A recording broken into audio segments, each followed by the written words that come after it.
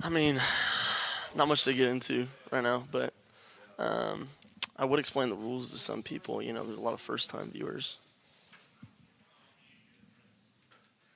Oh, I already did.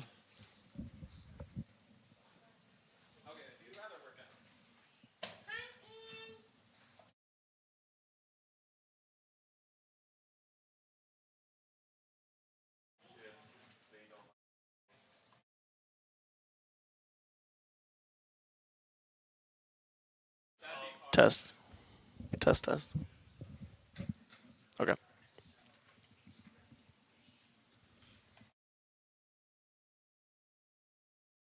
Test, test, test.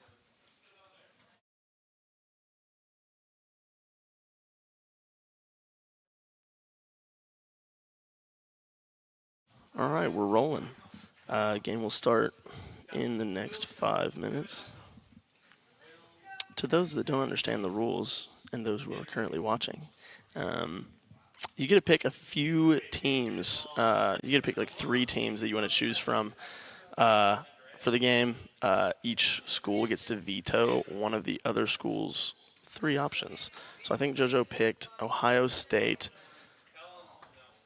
JoJo, who'd you pick? Ooh, Ohio State, Alabama. Yeah, I think they vetoed Ohio State. They both vetoed Ohio State for the other one because Jeremiah Smith is overpowered. So we'll probably see something like Notre Dame, Alabama for game 1, but we will find out.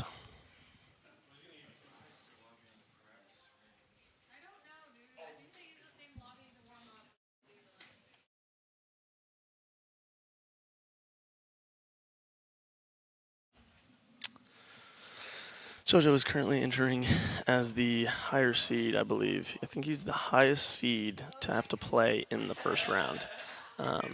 He's in the top 10, so he's probably playing somebody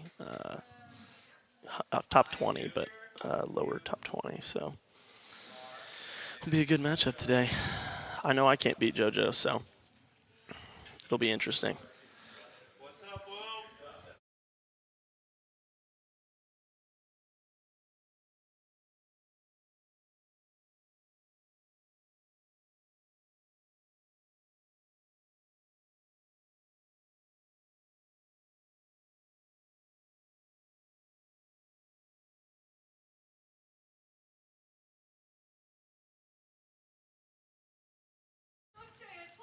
In case you're already watching, we'll get an early shout out to Walker Farms chicken sticks. These things are actually really good. We've done this before. These things are really good. I think I've eaten one, I guess, technically every broadcast I've ever done. So carrying on the tradition. Looks like we're getting started soon. Can you order these chicken sticks online? Like, can you get a shipment to your house for these?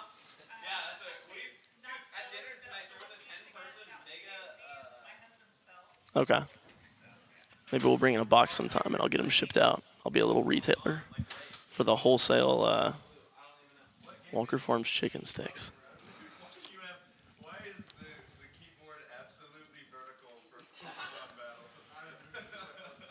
Shout out Wade Glikowski. If you know, you know. If you know, you know.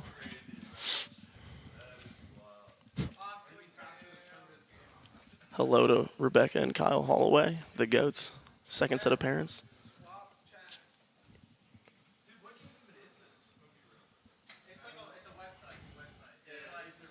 Thank you for Robbie Huffman and Sawyer Williams coming in today. Support JoJo.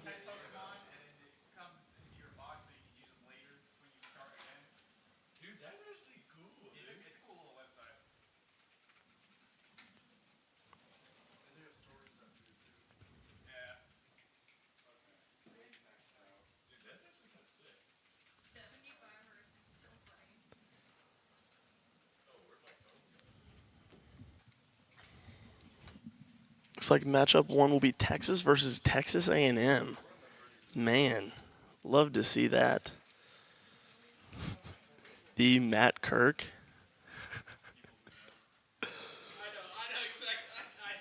I got you, Matt Kirk. Matt Kirk, wonderful user of Penn State. in college football 25. Couldn't tell you where he is now. All right, we'll get started here. JoJo is Texas, playing against, I believe, Bethany College, who is Texas A&M.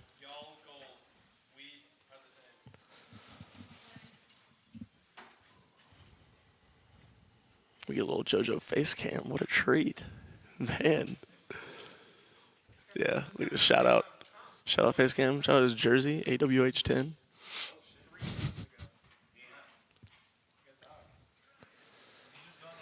Then we'll see what they can get started with.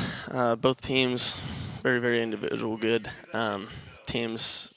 Texas's defense is absolutely absurd. And Texas A&M has really, really good run game. So we'll see their play styles. It's a best of 3. Again, to anyone tuning in, we have a best of 3.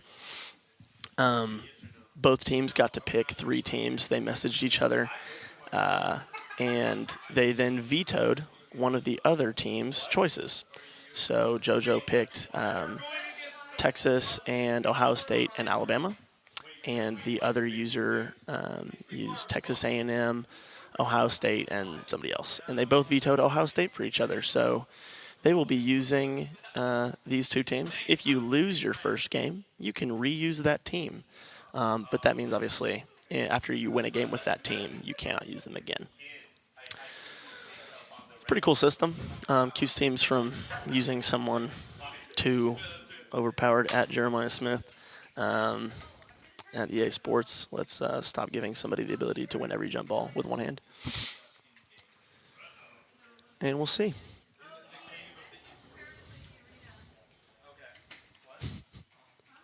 Now here's a guy who loves to run wing formation. Yeah, you're good.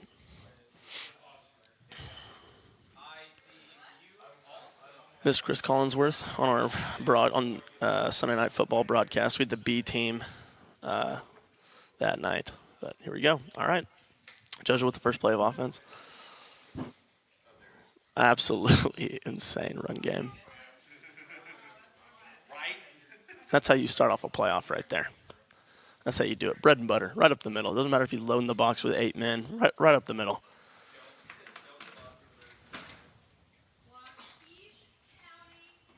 There's no way they're a tech. There's no way they're a tech. That would explain the silver ball. Again, JoJo likes to stay with the run game. He never abandons anything. He loves running these coach suggestions with whatever motion he can get, whatever run game, really throw off the opponent. You'd love to see the versatility. It's just fun to watch. It's good football. There's no cheesy wildcat. There's none of that. It's just good. It's just good football. We got a few comments. Let's see. JoJo by 90 because he's Texas. JoJo by 35. I love the score predictions. To any who have played JoJo before, that's an accurate score prediction if you've played him before. But you never know. Everybody's really talented in this league. Lord knows I didn't compete at this level, so so we'll just have to see.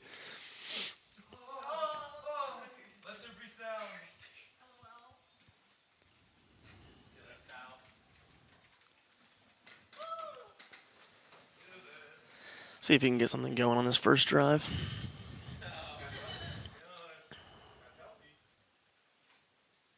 I mean, that's just barbecue chicken right there.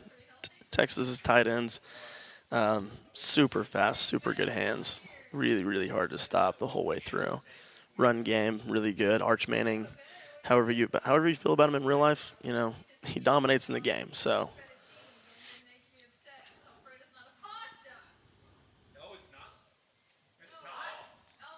I don't know how updated the defense is for A&M. If it's very updated, they should have a pretty stinking good defense, but I'm not sure how updated it is. Love to get that animation there.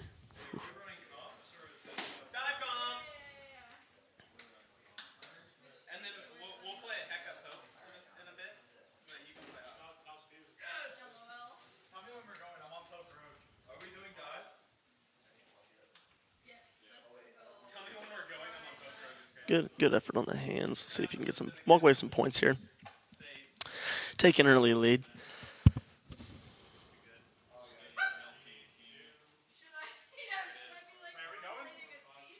Just a bit outside there. We'll see what we can come up with on defense. Very defensive league. Oftentimes, most games they'll be very close. You either got high scoring, score, or you've got incredible defense the whole game, and the game finishes 10-7. Again, Texas' defense, especially playing at home for game one, really elite with stadium pulse and level of speed. But there it is. There's the Texas A&M run game. Le'Veon Moss.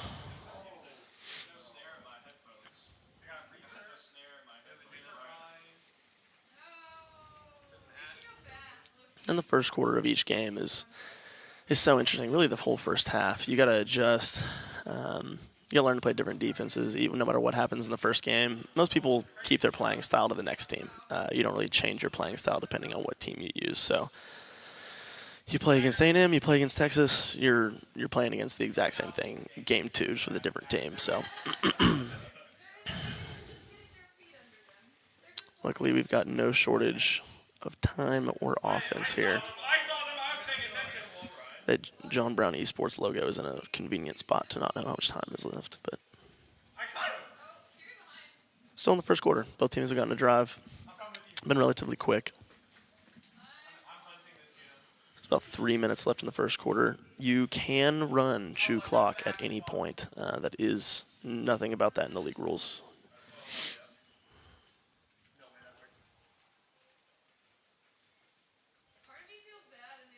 What a catch to start the drive. Both times, JoJo has started off with a deep run and a deep throw to start each drive. Let's see if we can get something going here, because that is insane.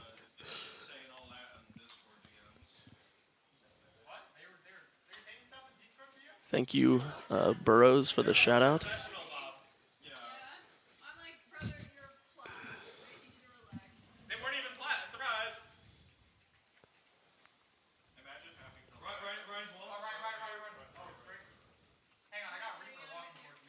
Really interesting triple option there, it looks like. 3rd and 7. Looking to get some points here again. In a good spot. Wow, batted down at the line by a linebacker. Or maybe that was a corner. That was not a lineman. Interesting.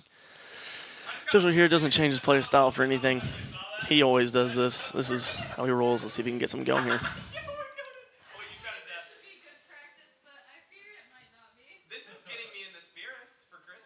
Not a great throw from Arch there. Kind of like to see something different, but it's the animation you get sometimes.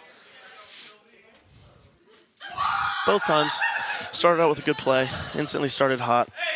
Whenever the field gets shortened, it becomes a little harder to run offense, and he'll adjust. He'll be looking for it, hoping that you can get more of a stop here, not letting Le'Veon Moss just run up the gut, but it can be difficult, especially with that run game from Reed. And there's a 3-yard stop. There's one adjustment. Instead of running zone, running a man blitz, getting the run stop. You really want big negative plays. People can convert 3rd and 10 so easily. You want to generate negative plays as much as you can. And that's what he's been phenomenal at all season. This guy clearly is going to be a big fan of the play action, all the play fake.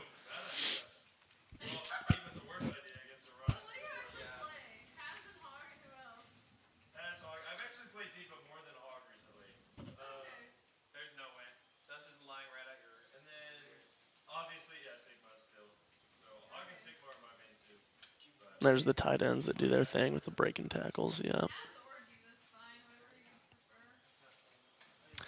Luckily,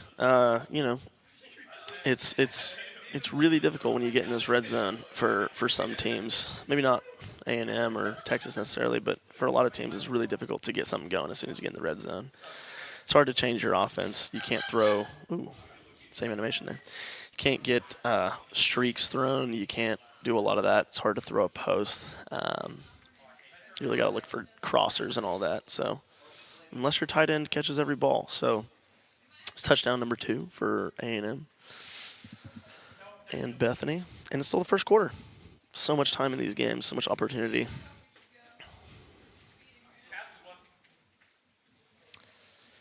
See if we can get another big play to start this drive. Heck, maybe a touchdown return.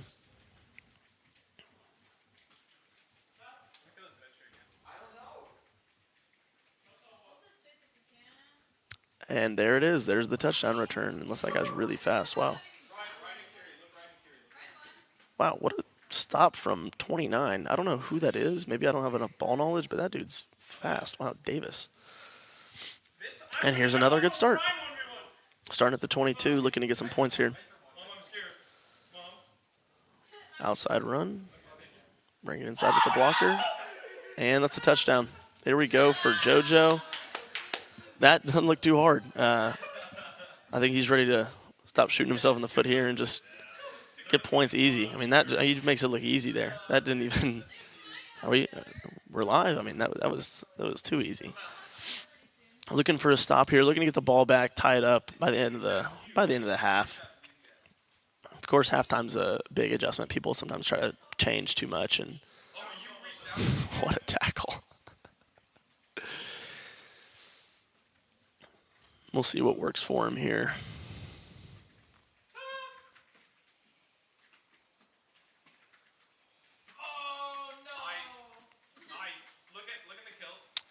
Yeah, so far, other than the first play for Le'Veon Moss scoring a touchdown from about 60-something yards, the run game hasn't been too hot for A&M. JoJo doing a good job of slowing that down. That first play almost feels like a fluke, but you know this team is so explosive they can do it anytime. And there's another just 1 yard gain.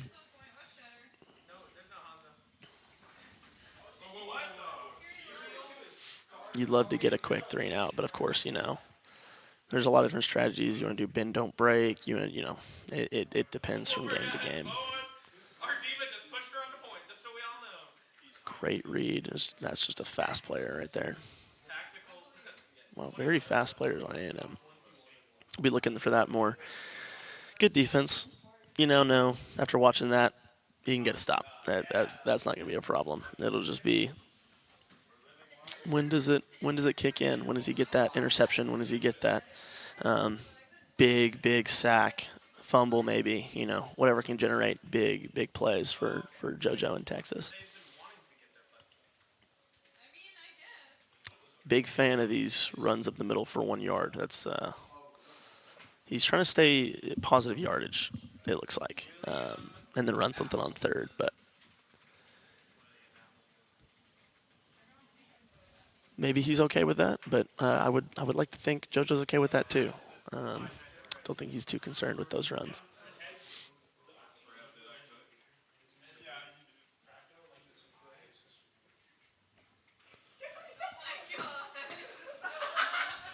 You can see that quarterback comparison there.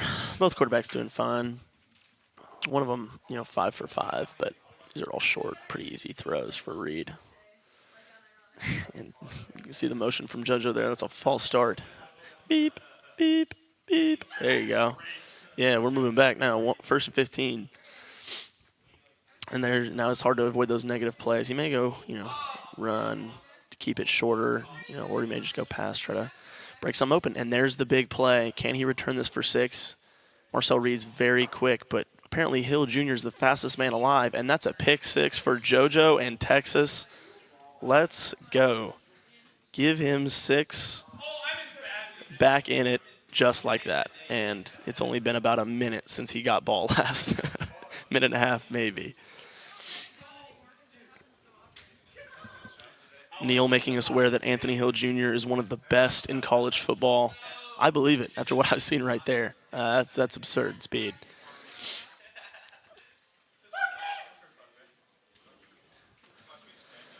As you can clearly see, both teams looking to take out very deep kickoffs. Big high risk, or not necessarily high risk, medium risk, high reward. You back yourselves up a few yards if you don't get it. And if you do get it, either get a touchdown or big yards like JoJo did to start the other drive. So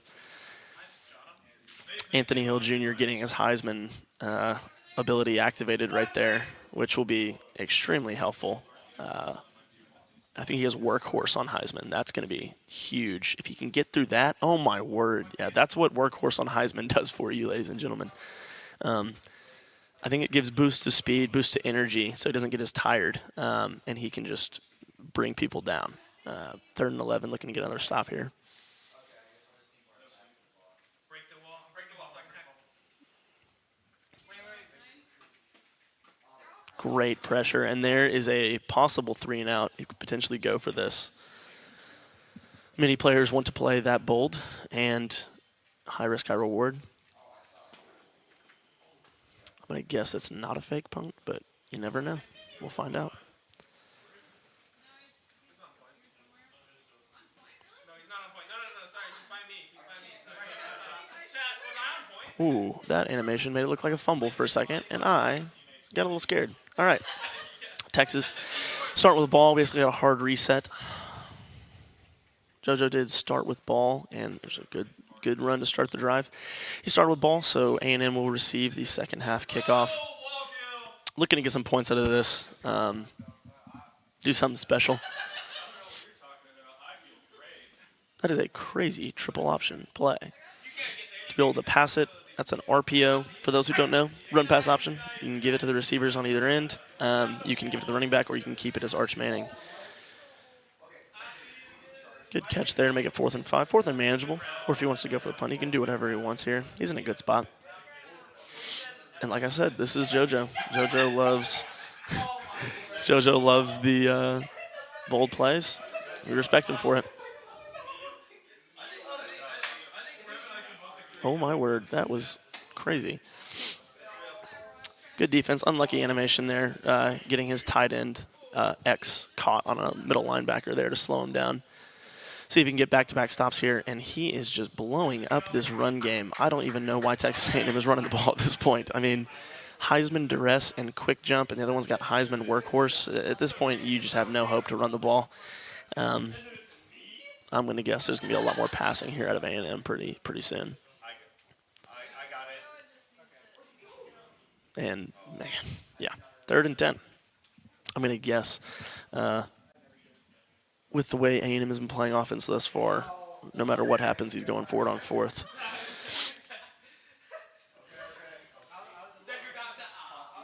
Probably taking it to the 2-minute warning here. Snaps it just early. There's 84 breaking another tackle. And that's the game. That's how the game works, folks, for those who are not aware of how this game works as much. People do that. Players just break tackles because they're massive. And that's going to happen on both sides. You're going to see a lot of that. And if you think it's unrealistic, honestly, if you watch college football the past few weekends, it may not be, because that stuff's been happening a lot lately.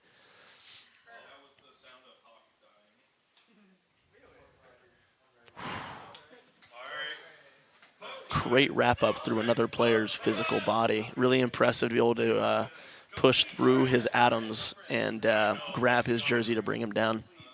Love to see that.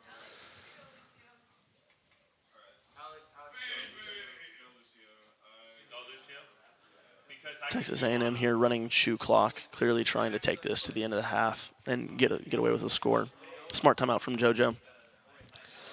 You'd love to see A&M either get stopped completely or just score a touchdown. You don't want them getting the first down here and just going down at the 1. That would be difficult for clock management. So.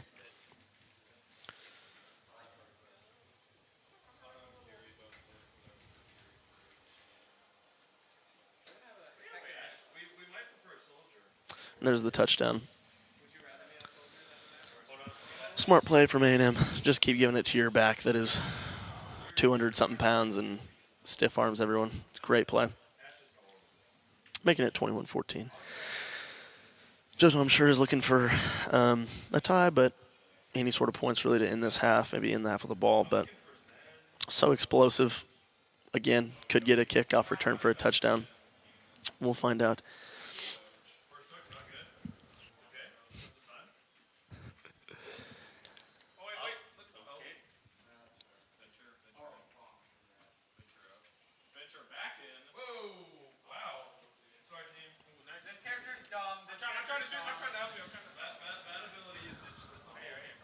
Wesley trying to be offensive and defensive coordinator in the comments.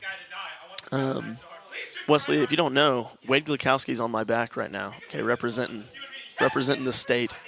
You gotta love it.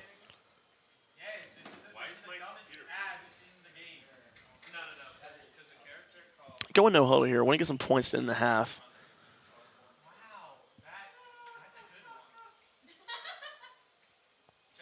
Absolutely burns him around the sideline. Can he get out of bounds?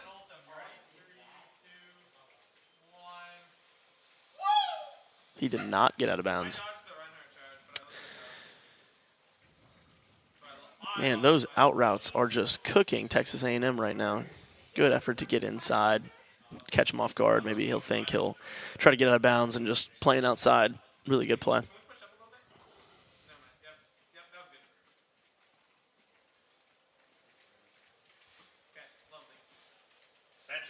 Oh my word, what a play to find him on the post route. A&M's user was clearly watching the drag across the middle, not thinking, hey, I probably need another safety because Texas has the fastest wide receivers in the game. What a play. You love to go into this half tied. Heck, maybe a turnover and quick points right here while Texas A&M may try to be bold and score. Both teams working with a lot of timeouts. Texas and JoJo with 2. Texas A&M with 3. The 11-yard line.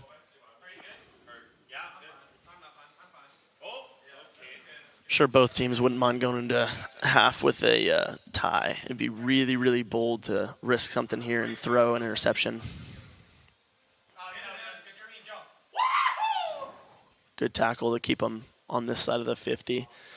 Want to hold him out of field goal range. Of course, he is playing in Texas, so again, that stadium pulse, that noise, could absolutely cause some problems on long field goals, but we'll find out. Okay, nice pick. All right, let's not push this. Yes, I know. The energy in the background is palpable. You can feel it. They're definitely not playing another video game.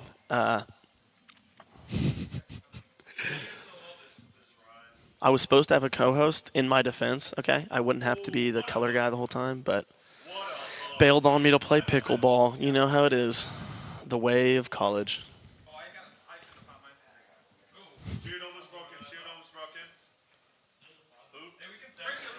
A&M getting into a good position here. Rather bold to go. You got to think everything's going to be an out route here, but of course you don't want something posting up the middle of the field.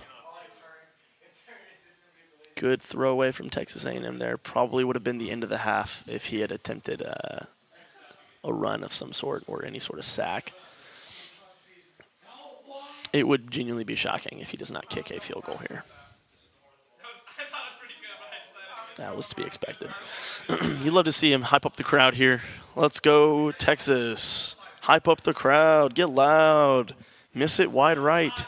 Yeah. Look, McDonald hyping up the crowd. You can feel the energy. It's stadium pulsing kind of in the middle of the bar. Nails it. Great kick from Texas A&M. But, of course, there's the dreaded kick right up the middle that could be returned here. He should squib it, but we'll find out. He did not. Wow.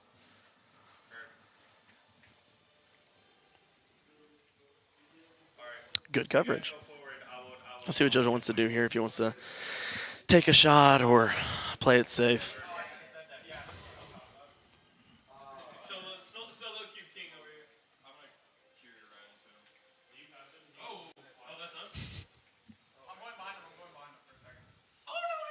And that's how we'll go to half. Texas A&M up 24-21. Really been a offensive shootout here, which I think is what most people expect, especially with a video game. That's what you think. There were a few drives where both teams struggled maybe offensively, forced a punt out of A&M.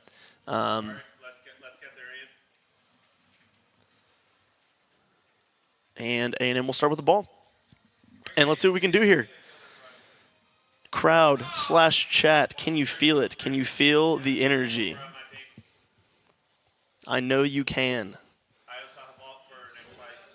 All, goodness, there's a lot of you in here. All of you can feel the energy. Yup, I got it. I boosted him out of it. Where's Reinhardt? Oh, he's over here, bro. Everybody, attack him from the hills. Take Very, very close to a sack or potentially a fumble right there on that RPO. Really would love to get the stop to start the first half. That would just bring the energy. That would allow a lot more freedom offensively to not just try to score quickly and stay in it. Of course, there's a lot of time. But, there's nothing you want more than the stop right here.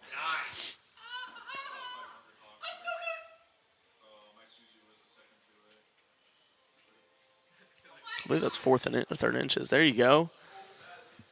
Good wrap up. Great tackling. Texas has phenomenal tackling. If you're not, a tight end or Le'Veon Moss, you're probably not breaking the tackle. Now, of course, it is a video game and things happen, but against Texas, it's very rare. Most people love to run something along the lines of a nickel double mug, looking for the man blitz. But, of course, the risk of just getting burned over the top. You'd love to avoid that. Play action gets lit up and almost intercepted by that's not Colin Simmons. The Colin Simmons is the one that got contact. That might have been Hill again. If Hill had caught that, would have lost my mind. He's going goal line here. There's a chance it's just a QB sneak. You do want to watch out for the toss. It's nerve-wracking.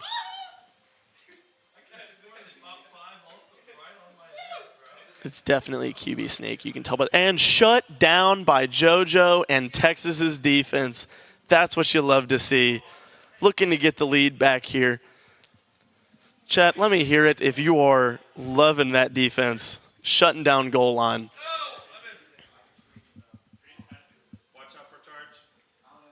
I'm feeling the energy, Wesley. I am feeling it. I got a woo out of chat. Let's go. Still early in the third quarter. Really looking for plays, looking for strong pass plays, looking for those crossers and deep throws. And that's a difficult decision. You don't know whether you want to throw the crosser to X or the tight end there. You don't want to underthrow it and throw a pick like that happened earlier in the first quarter. Sometimes it's just better to take the yard loss.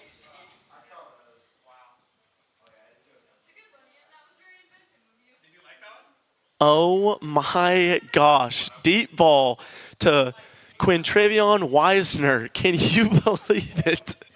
On 3rd and 13. Heaves a unbelievable route. Another triple option. Keeps it down at the 1.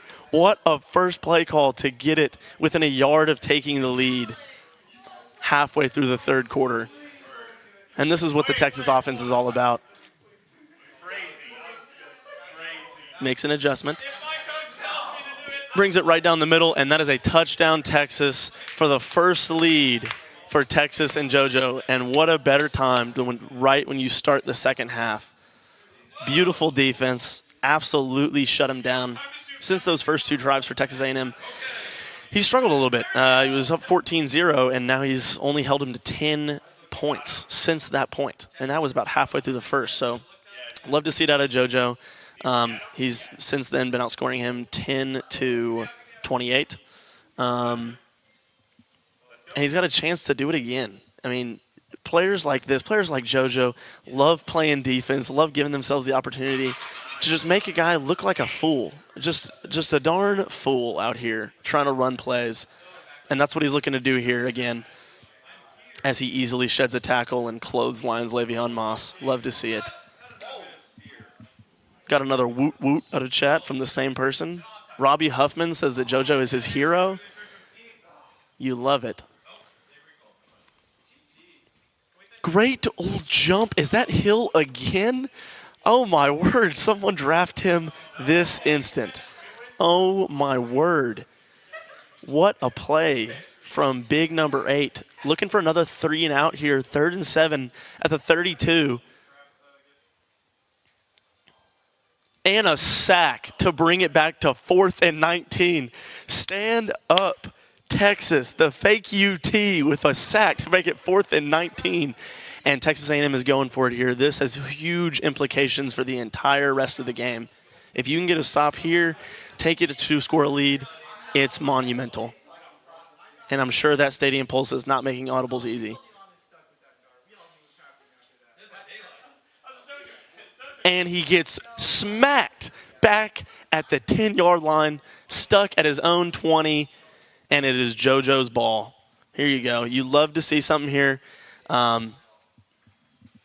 Man, crazy defense. Back-to-back, wonderful stops on defense. I mean, absolutely crushed.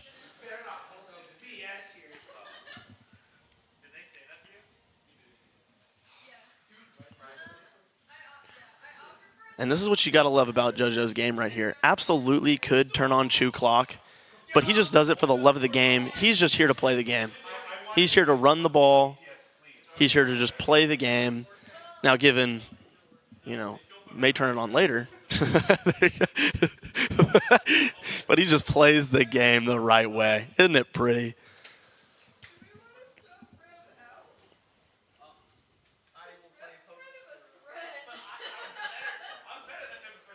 Got a lot of yards there, making it 4th and 5, making that manageable. But looks to extend it to 6. Great decision. If he can get it to 6 here, kicks, of course, not easy.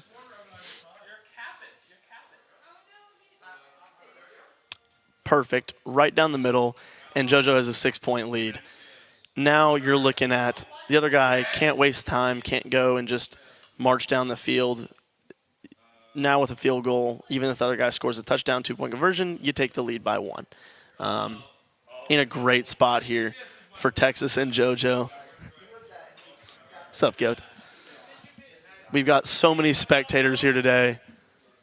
5 in arena, about 23,000 on stream. Love to see it.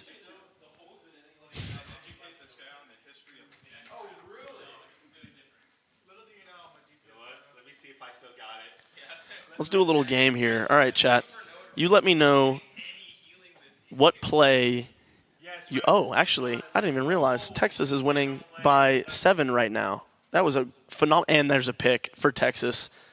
Brings it, sheds a tackle back to the 22. You can feel it now. It's just the 3rd quarter. We're not even to the 4th yet, but even JoJo hyping up the crowd. Let's get some emotion out of JoJo here. Let's get something going. Yeah. Yeah, John Brown, Texas, stand up.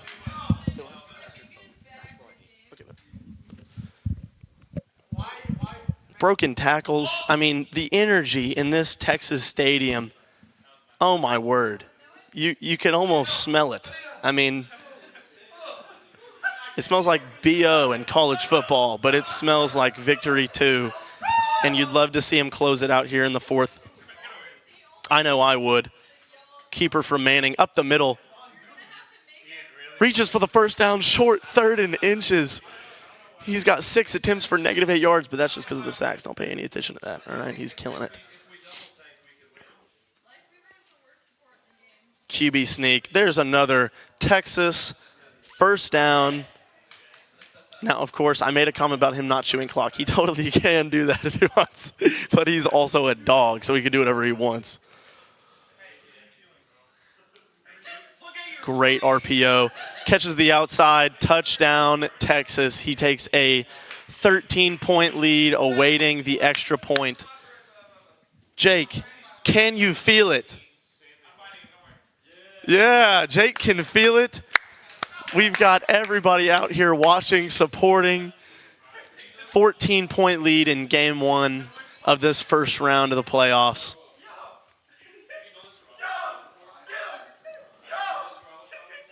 And barring something magical from happening here and Texas A&M coming back, JoJo will go into game 2 with a 1-0 lead in the series. That John Brown education failing me to add 4 plus 3. I'm aware. My goodness, marketing, huh? And there's a post that doesn't get caught by any of the cornerbacks. Touchdown A&M, making it a 7-point game. Could go for 2 here. That's what often the analytics tell you to do. But he elects not to, believing that his defense can get the stops that he needs. And we will find out in this remaining 4 minutes and 14 seconds. JoJo maintaining this 7-point lead. Oh my goodness. And that is about 2 yards away from returning another one big.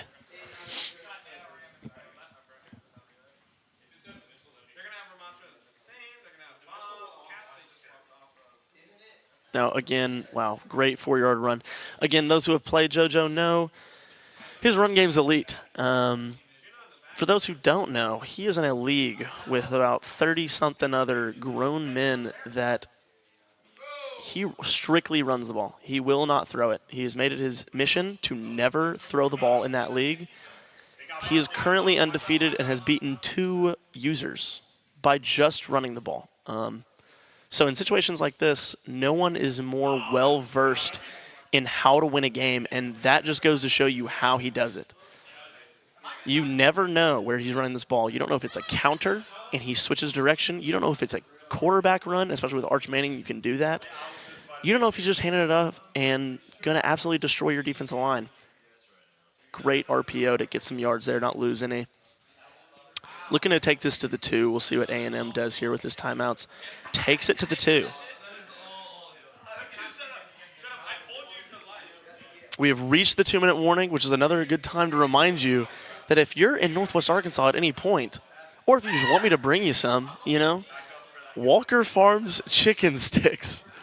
The best chicken sticks on the market. In my opinion, the best meat sticks on the market. I genuinely like them more than any other type of meat stick. They are phenomenal. I will be eating one later on this stream. Tune in for that. What a treat, huh? 3rd and 16.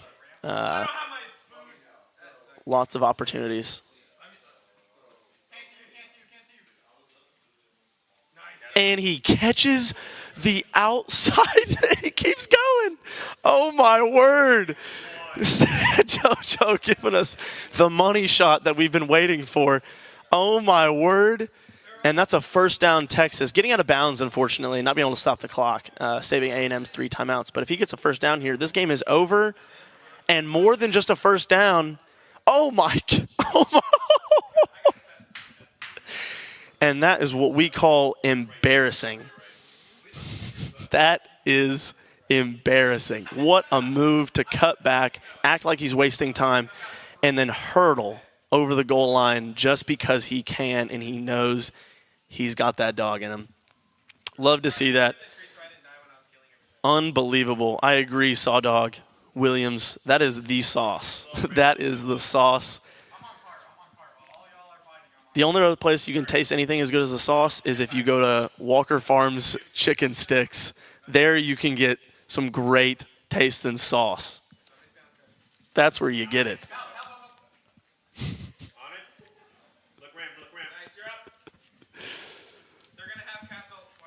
Chad is absolutely loving this performance here. That guy is really fast.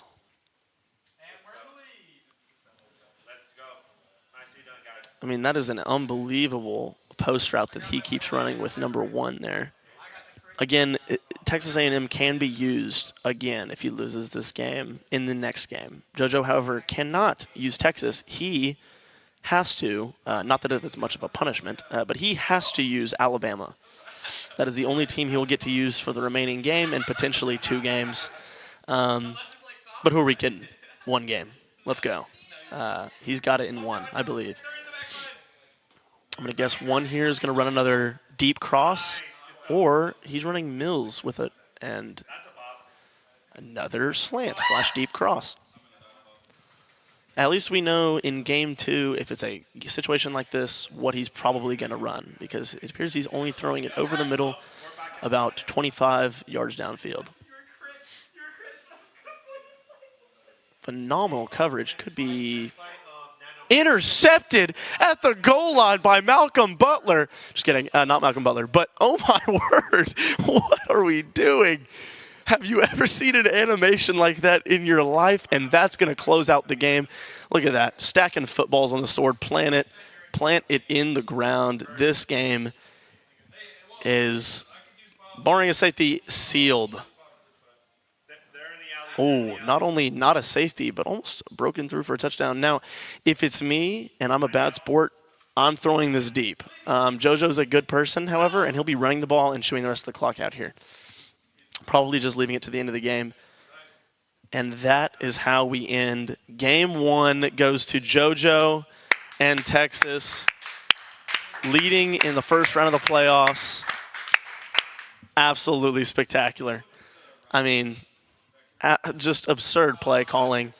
Lockdown defense. I don't know if you saw it there. Yeah, he's getting a picture so he can send it to the guy and say, hey, I own you. Not actually. He actually just had to submit the scores. But, man, what a play. If you saw up there, that gotta adjust this. There we go. Better hair. If you saw that, I believe Texas A&M scored 7 points in the entire second half. And he had 14 in the first quarter. That's barbecue chicken. That's too easy. Bigger winner, JoJo or the announcer? I'm going to have to guess the guy that's still in the playoffs. Probably that guy. So probably JoJo.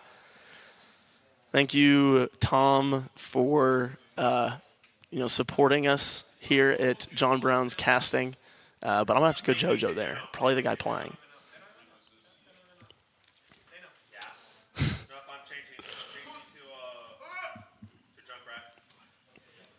So one thing we'll be looking for here is a change of play style. Does either team, I'm assuming JoJo does not, but does either team want to change their play style in this game here? Bethany's user used A&M the first game, and they had Ohio State and Notre Dame as their second two, and we vetoed Ohio State. JoJo said, I do not want to play against Jeremiah Smith, against any of that offense. They are broken. Give me Notre Dame, who will be playing against. This will be Alabama at Notre Dame. So JoJo will have to deal with crowd noise, with stadium pulse, and he'll be playing against a team, again, that has a phenomenal running back. Love is absolutely brutal. I mean, he just runs people over. He can be used to be thrown to, running game the whole way. I mean, luckily, again, Alabama defense, I think they're 96 overall, one of the best defenses in the game. And we're back on. If we want to get back to the game here, I know I'm really good looking, but I'm sure we would like to watch the game. There we go. Notre Dame starts with ball here at their own 20. Let me know in the comments here on stream, do y'all think that Notre Dame should be in the playoffs over Miami? I'm really curious about this. Both are two-loss teams. Miami beat Notre Dame, and for whatever reason, they're in. I guess their losses look better, but also their common opponents. Miami has beaten their common opponents by more every single time. It's like 4 to 4 times. So let me know what you guys think. Do you think that Notre Dame should be in over Miami? It's pretty controversial. I'm to the point now where I think Miami should have been in or should be in, but we'll find out come the committee's decision later. Quick pressure from JoJo, making it 3rd and 6, looking for an instant start to what he was doing last game. Don't press pause. Just resume. Just get back into it. This Alabama defense is crushing. And there's another pass to the tight end. So far what you notice out of this user out of Bethany is he loves his tight ends, and he loves the run game. The run game doesn't always love him, but he loves it. I'm not sure exactly who Notre Dame has at the wide receiver position. If anyone wants to let me know who they have on their roster, go for it. This announcer has not done his research, and there's Love cutting up the middle, almost breaking a tackle. 9-yard gain. And if you're in this game, you really live with those. You don't love big gains on running, but if it's less than 10, especially in a game like this where people are just scoring at will almost, you love to see a 9-yard gain. You're looking to force turnovers. Another run there from Jeremiah Love. Again, nothing crazy. So, JoJo is Alabama. Sorry, for those who don't know. JoJo is Alabama. We are Alabama fans today. Never again, but today we're Alabama fans. And we are playing against Notre Dame. He is using Notre Dame. I just love up the sideline on a wheel route. Again, I mean, you want to commit to the run game, but when you can put Love anywhere on the field and he makes an impact, it's hard to just commit to the run game because then he gets caught on a wheel route or a Texas route and he runs past the linebackers. But, I mean, this isn't anything we haven't seen. We saw this in the first game. JoJo actually started down 14-0, which I don't know. I don't think that'll happen here. But regardless, JoJo is phenomenal at in-game adjustments as he brings it out, looking to score another big one from the kickoff. Takes it at the 15 here. Notre Dame only has one decent win, and that's USC. Yes, okay, that's another thing, is that Notre Dame has a decent win against USC. Oh my gosh, how did I survive that? But what's funny is, again, Miami's best win is Notre Dame. And that's a better team than USC, which is so interesting. So JoJo's starting off here. Double crossers. Oh, my word. How did that D tackle catch up to Bernard? I'll never know. But what a run from Bernard to cut back.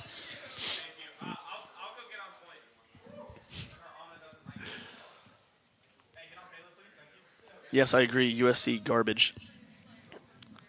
Hey, we've got fans in the house at Nathan Dutill. We got fans. Can we hear it from the fans? Woo! Yeah, we've got live spectators up next to JoJo. You guys can't see him. He's just off screen, but they are so happy to be here. They heard JoJo won game one, and tears were brought to their eyes. They said, I can't believe it. He's going to win the national championship. When does Dr. Pepper give him $1 million? Dr. Pepper will not give him $1 million. However, Walker Farms chicken sticks might. I've heard there's a rumor of them having $1 million. 3rd and 2. Ooh, gets hit as he's releasing. But I think he's feeling his offense here. I think I saw the same thing he saw. He's confident in his ability. Again, he's playing at Notre Dame. This is difficult, but he's looking to go for it on 4th and 2. I'm sorry. And Jam Miller gets the first down. I believe Notre Dame is challenging the spot on the field because that didn't look close. We're going to find out.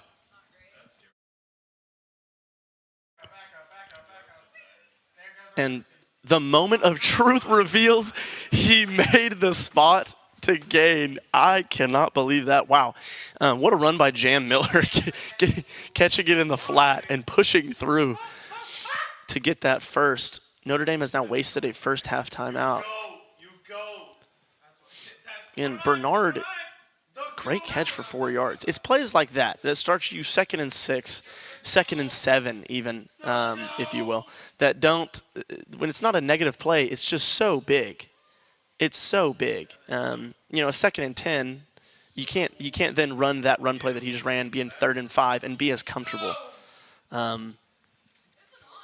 And you love to see it. Another run up here, keeping it 4th and 1. Another 4th down. Again, there is that stadium pulse. Can he audible out of it? Does he even want to audible out of it? Or does he want to use a timeout? He doesn't want to audible out of it. Takes it up the gut and pushes for another first down. Has had a minute and a half of possession and has moved 21 yards since the start of the drive.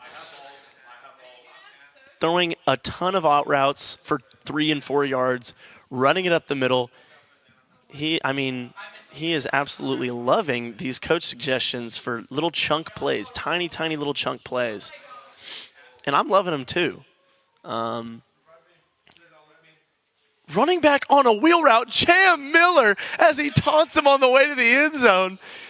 Apparently, no one should do anything but throw wheel routes and deep outside throws because that's brutal. That is a brutal catch. 10 plays, 85 yards, took 2 minutes, and 9 of those plays went for 20 yards. And the last one going for about 60. Wow. And that's how you tied up in the first quarter. Wow. Neil, I couldn't agree more. Big man. Wow. Just Jam Miller on a wheel route while being blanket coverage. Oh, my word. Boldly brings up the safety, knows that everything he's worried about is short. He's not worried about anything long. Breaks through. Love already has, again, whenever you see that any symbol underneath a player pop up in red, that means their Heisman abilities have activated. So if he's got that, it means he's got something that is Heisman, meaning he's ready to go. Which leads me to believe he's going to be abusing Jeremiah Love for the rest of this game. As again, he finds the tight end for a first down. Cooper Flanagan. Those physical route runner tight ends, those are hard to stop. They block because they're physical. They catch everything somehow, and that's just hard to stop. Good move from Notre Dame there to avoid taking a loss because JoJo was coming down that gap, ready to absolutely destroy that dude. Pause. 7-7 here in the first. Great game so far.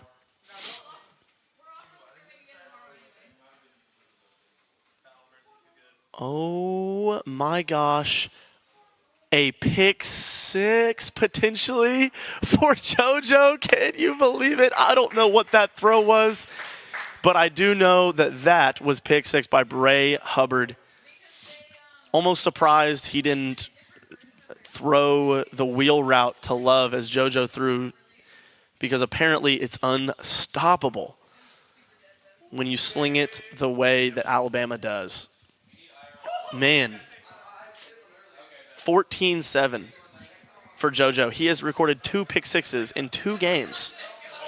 He is absolutely winning the turnover battle. JoJo started last game in the first quarter with a I think the first drive was a 4-and-out. Not 4-and-out, but he got down and then turned it over on downs in the red zone or near the red zone. And then next time it was 4th down, maybe again, and it was a field goal. It was a field goal. He couldn't get it to go.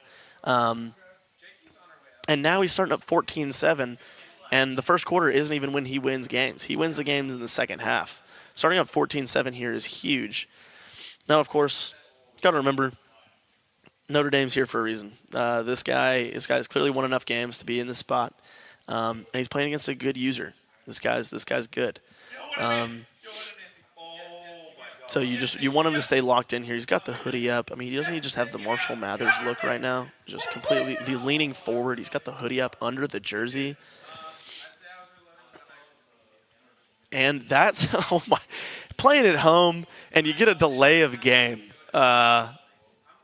Alabama fans travel well, man. 2nd and 19, not putting himself in a good spot, but I'm not complaining.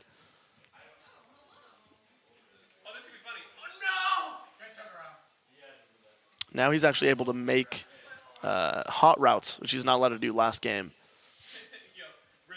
That was 4 verticals. Wait, that was not 4 verticals. I don't know what that was. That looked like the route that if you run 4 verticals, it'll put that triangle guy. The guy was running across the middle. He'll do a little jab step to the left, and he'll keep going to the right. But then he had a comeback route on the outside, which makes me think that was just weird. I've never seen that. Covers the drag with a D lineman perfectly and gets another pick. Read it perfectly. Cutting across. Oh, my goodness. Almost returned it for another one. And he is up 14-7. If this wasn't the playoffs, most users would be forfeiting right about now. But, of course, both teams staying really locked in. as he stays locked in on defense and gets a 4-yard stop. Again, you don't love to see those, but JoJo's had a few of those and has come out on top anyways on the drives. Jam Miller on another wheel route. Great user defense by Notre Dame there to get that. That was really, really well covered by him. And that's going to be a pick 6 for Notre Dame. Both teams now have a pick 6 in this game. That's incredible. And Bowen has 2 things on Heisman, which will not make this easier on JoJo. But something tells me he'll bring it back. That was really, really well covered. Oftentimes you're looking for that, do my word, just a bit too far there, bub. A little bit outside. I don't know what accent that was, don't ask. 14-14 here, start of the second. Pitch out to Jam Miller, who has currently been the player of the game. And that's what we call getting sticky. If it ain't broke, then run it to Jam Miller. And he's going to fake here, bring it inside. And that's an easy first down. And this is how JoJo only runs the ball sometimes. I mean, you just got to cover everything when it comes to the run, especially in a game where you know he's actually been pretty good at passing. You're terrified of him doing what he's doing right now. Good coverage there. Notre Dame knows he wants to run the ball. Looking for that. Mixing it up, having Jam Miller on a Texas route and getting it to Ryan Williams, who is one of the best players in the game, and he has not utilized thus far. Now, he hasn't had to, as he has thrown a wheel route and a pick 6. But Ryan Williams is extremely good, as is Bernard, as is the tight end, and is Jam Miller. I mean, this offense is loaded. I cannot stop it. I've played against it. It's insane. You have to be a really, really talented user to be able to stop things like this. Bernard getting wide open. That is a filthy route. Hot routed him to a speed out on the left side and pushed the route up so he wouldn't cut until about the goal line. And he was actually on the inside of him. He was on the inside of the defender, and when he cut out, he still got to the outside of him by about 3 or 4 yards of separation. And that's how you do it right there. You go down, you got momentum, you accidentally throw a pick 6, and you say, I'm not getting away from my game. I'm just going to go down there and absolutely torch you with very little to no effort. And that's exactly what he did. Looking to get another stop here. Again, Notre Dame, in the last half of last game, scored 7 points. Offensively, this game so far, he has only scored 7 points. If you can hold him to 14 points in 2 halves total, that'd be incredible. And that's how you start it off, with just a 1-yard gain for Jeremiah Love. Now, Jeremiah Love, he's been handing the ball off a lot to him. It doesn't seem like he's much of a threat in the run game as he is in the pass game.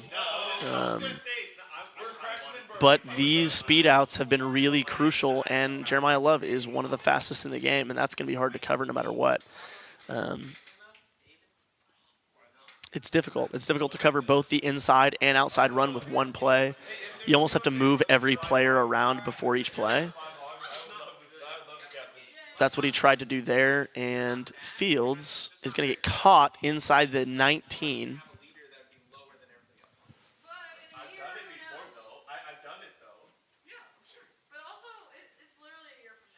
It'll be 1st and 10 at JoJo's 19. Bringing the hammer, it would seem, and JoJo rocks the Notre Dame quarterback, which I actually don't know who he is. I believe he's a true freshman, or at least a redshirt freshman. I believe in the offseason, the Notre Dame quarterback transferred, I think.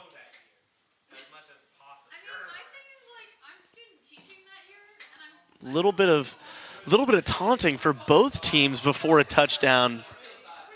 And you love to see it. You love the energy. It's honestly more fun. It's a video game. And you don't mind the little trot into the end zone because now it gives you free range to do that every time from here on out. I mean, every JoJo Holloway touchdown, it should result in some sort of taunting. I know I would. Now, of course, it's all in love, okay? We love who we're playing. It's a good time. However, hurdling a man and then taunting everybody in the end zone is really fun, too. So let's see if we can get something here out of that. Starting off, not with a run play like he normally does. Phenomenal to find Williams there. I was lost. I was looking at the deep crosser. What a tackle. You've never seen a tackle like that in your lives. That's textbook form right there. Dive in front of his feet. JoJo says, you know what? I know I'm playing at Notre Dame. I don't care. Make some noise. Stand up. Get louder. It's not loud enough for me. This is too easy as Simpson takes off up the middle and pushes through a man with getting help from the defense, pushing him through the opponent. Almost like he was giving him a big old hug. Notre Dame is quiet here. JoJo has scored too many times. None of their fans are making any noise as he finds. I mean, that's a filthy route, folks. For those of you who know ball, you know how filthy that was. For those of you who don't, that was dirty. Being double covered accidentally as the tight end and doing a comeback route over the middle of the field. It brings tears to my eyes. It just brings tears. J.M. Miller is currently owning the Notre Dame Fighting Irish.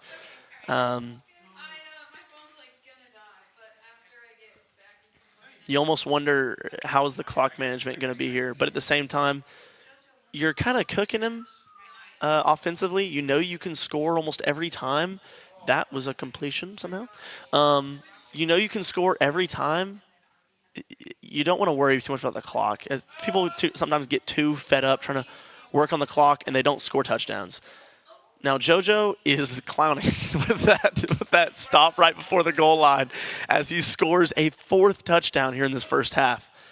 But if it ain't broke, again, don't fix it. JoJo will start with the ball in the second half as he goes for 2 to end the first.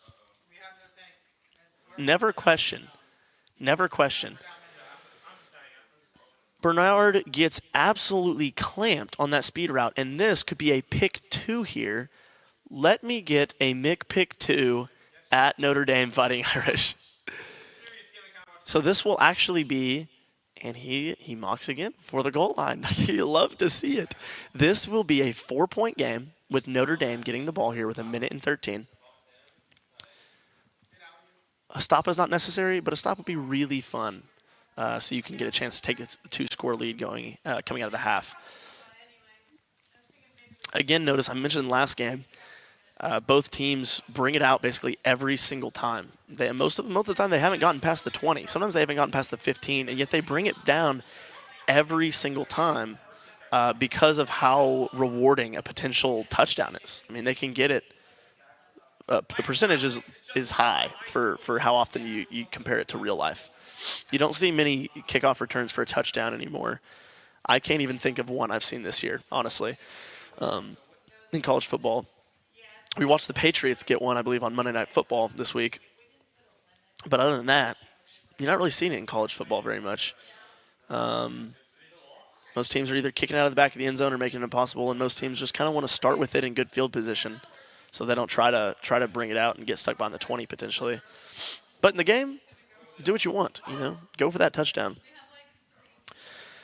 As he's now stuck 2nd and 10 at the 30. See if JoJo can get a stop here before the half. Great coverage to find him, and that is great defense. Honestly, a very bold throw. If it was easier to use those linebackers to intercept balls, that's probably a pick. Really interesting choice to throw that there. You wonder if the pressure kind of got to him. Locks up the Texas route. What a catch from Notre Dame. Okay, so now we've had 2. One was a pick at the end of last game, and one is that catch right there where it gets deflected, and he almost catches it with the back of his hand/forearm. Wow. And that is why it's a video game, because that was incredible.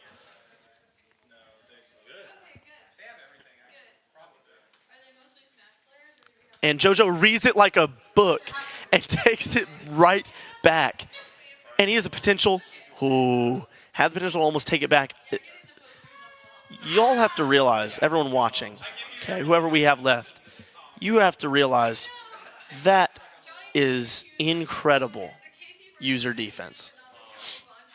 I mean, genuinely incredible as Notre Dame comes back and almost does the same thing, but his player drops it. CJ Carr, that's the quarterback for Notre Dame. He drops it, and you are loving that if you are JoJo. But currently, he is eating up Notre Dame with these 10-yard, even 5-yard out routes. Hasn't been able to stop him. Notre Dame has not been able to stop him for the most part. He's looking for some points here to end the half, make up for what happened on the 2-point conversion. And he catches it and gets out of bounds. These are some of the nuttiest animations I have ever seen, and they're all happening in these two games. And I'm here for it, but I just can't believe it. Another one up the seam. Ooh, great defense to be able to strip that out. Almost looks like it should be caught. Rear drop from the tight ends. Tight ends often don't drop those, but that was really quick coverage. So well done. Goes for a screenplay and gets it picked off. That is the first screenplay we've really seen from JoJo all day. We've only seen one from A&M. Kind of insane that he just caught that too. But nonetheless, impressive pick. And he's not going to be caught by anybody, obviously. None of those offensive tackles are getting back there. And JoJo will have to, again, Notre Dame should squib this, but JoJo will have to look to score at the start of the second half or return this for a touchdown to take the lead. But instead elects to go for the last second play.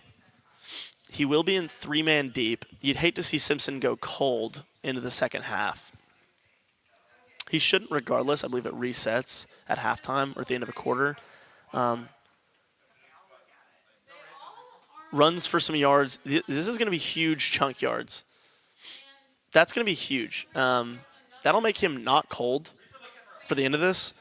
And his throwing will, maybe not significantly, but probably be better now in the second half. So he'll be able to start this drive with a Ty Simpson that's ready to go. And that's how you close out the first half. It's 30-27. Notre Dame is winning. We've got a nail biter here. And that's the way we like it. That's the way we like it.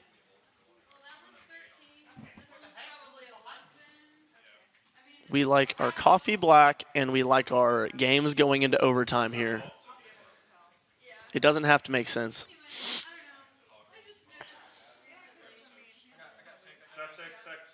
Starts here with another big run.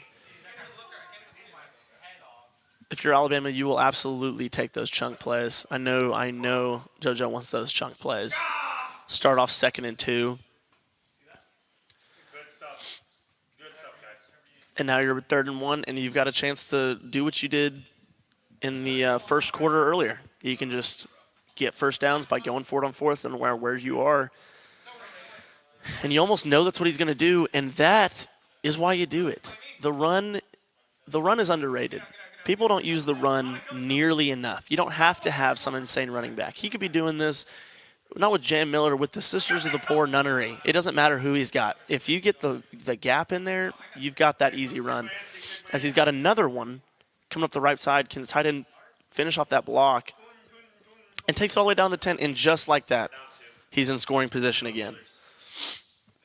And of course, what else would it be? It's another option.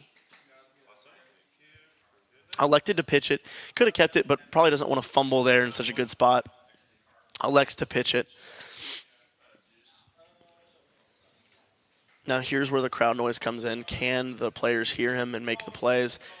Accidental pick play from Jam Miller on his Texas route actually slowed down the defender there, allowing Ryan Williams to break open. He was already open, but he broke open for another extra 2 yards of separation there. And this is bread and butter. This is his bread and butter. QB run, pushes through. No help from the O-line. 1v2 as JoJo flexes on him as he's taking the lead. Coach suggestion now telling him to go for it, and he wants to, but he'll take the PAT, take the 4-point lead, leave it to a touchdown game, and it is 34-30. Are you not entertained? Suck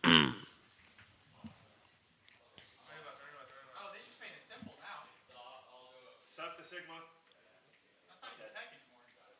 All right, let's group up. Great stop to hold him just to the 42, because that could have been bad there. But that's a great tackle. Keeping him out of bounds. Keeping him from the touchdown. Because if you're JoJo, you're happy to play defense. You've scored a defensive touchdown this game. He's only scored, let's see, he's got a defensive touchdown, Notre Dame does, and he's got a 2-point returned. So he only has 3 offensive touchdowns. See if you could rest that. Cover you. Which most of which has been due to Jeremiah Love. Oh, and there's the pressure again from this Alabama D-line. When you man blitz with this Alabama D-line, they get there in a hurry. They really do. So if you know a team like, this Notre Dame has to go deep or is trying to go deep, which there was absolutely zero coverage from number 2. Interesting press. But if you know they're trying to go deep, if they can hold off for just 2 seconds, that Alabama D-line is there, and they are in C.J. Carr's face. But they're obviously blown coverage from the linebacker, or maybe corner rather, trying to press up.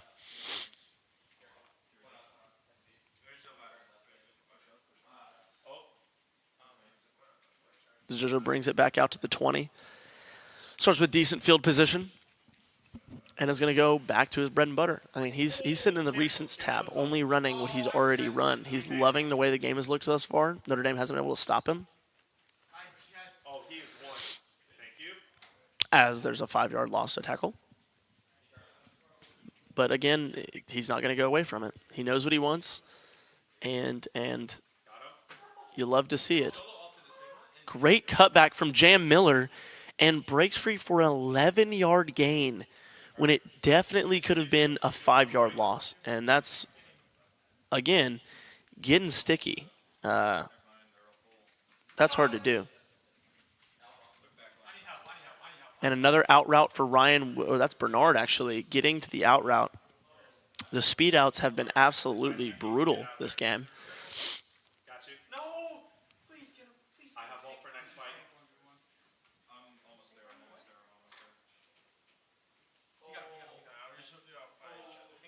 Both teams almost making a good play on that ball.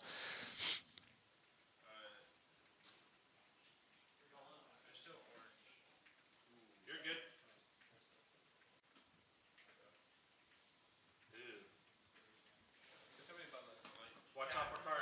Carr has spikes. Back up, back up, back up, back up. We are low. 3rd and 12 here, looking to make something happen, and finds Bernard again.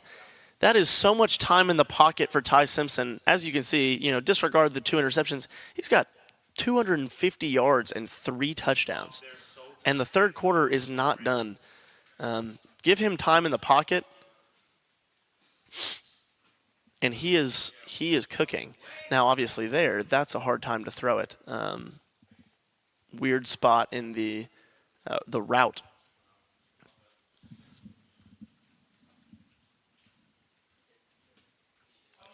As runs another speed option. Jam Miller looking to cut and gets 6. He's anti. Nice, good stuff. All right, keep that push up, guys. Looking to keep the drive going here. Good. Down 3 in the end of the third quarter almost. I 3rd have and 4. hope for next fight. Who wants it?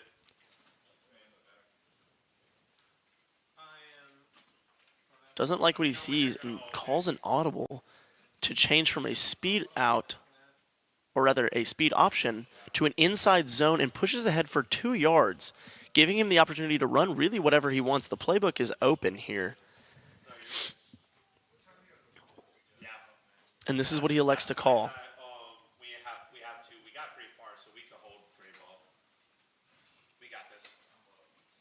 And who else but Ryan Williams found across the middle on a slant touchdown on a 4th and 2 to go up 3.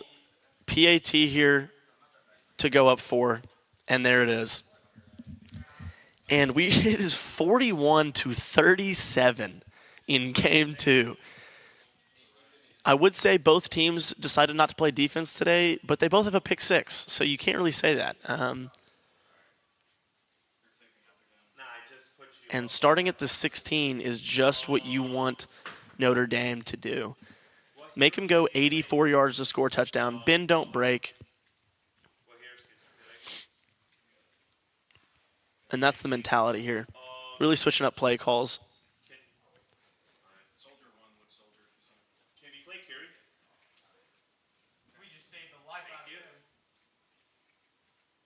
Great user to absolutely destroy Jeremiah Love there. Loved catching him on that Texas route. Now on a cover 2 look here. Again, looking for Jeremiah Love. And that's a really good find from Notre Dame. It's oftentimes hard whenever someone's in cover 2. You're so busy looking deep or looking in the middle that's a really forgotten about spot right between the safety and the corner on cover 2. That's really hard to do. And what a catch. Notre Dame's had a few of those. Both teams have had a few of those, but Notre Dame has really had a lot of those catches. And there's a physical route running tight end that gives it to you. Almost an unbelievable catch. That's going to happen. Notre Dame looking here just to march. Not wanting to risk too much, throw any crazy passes. Both teams kind of finding their groove offensively, and you'd love JoJo to find something defensively where he says, "Ooh, I really like the way this play or this formation works against whatever offense Notre Dame chooses to run." Electing to go with the 4-3 formation, which I am a big fan of personally. Choosing to leave the tight end unblocked and come in and gets a false start call to back it up. Beep, beep, beep. 2nd and 9 now instead of 2nd and 4. Love that. Again, playing at home, that is the second delay of game call on Notre Dame, which is very interesting. You'd think most people have their plays that they love. Maybe he likes it. Maybe he likes it from 37. He is almost stuck in another delay game situation there. Was worried about the wheel route. Jeremiah Love's running a Texas route there and gets back across the middle for a first down.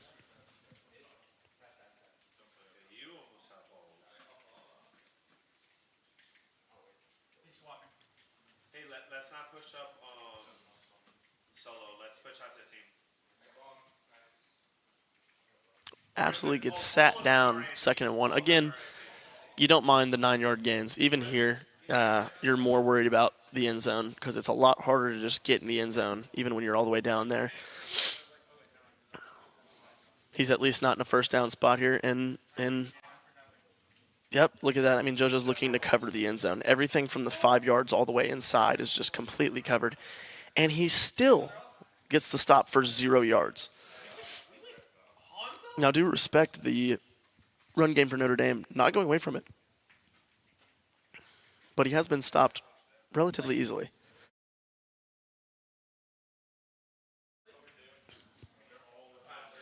And he does it again.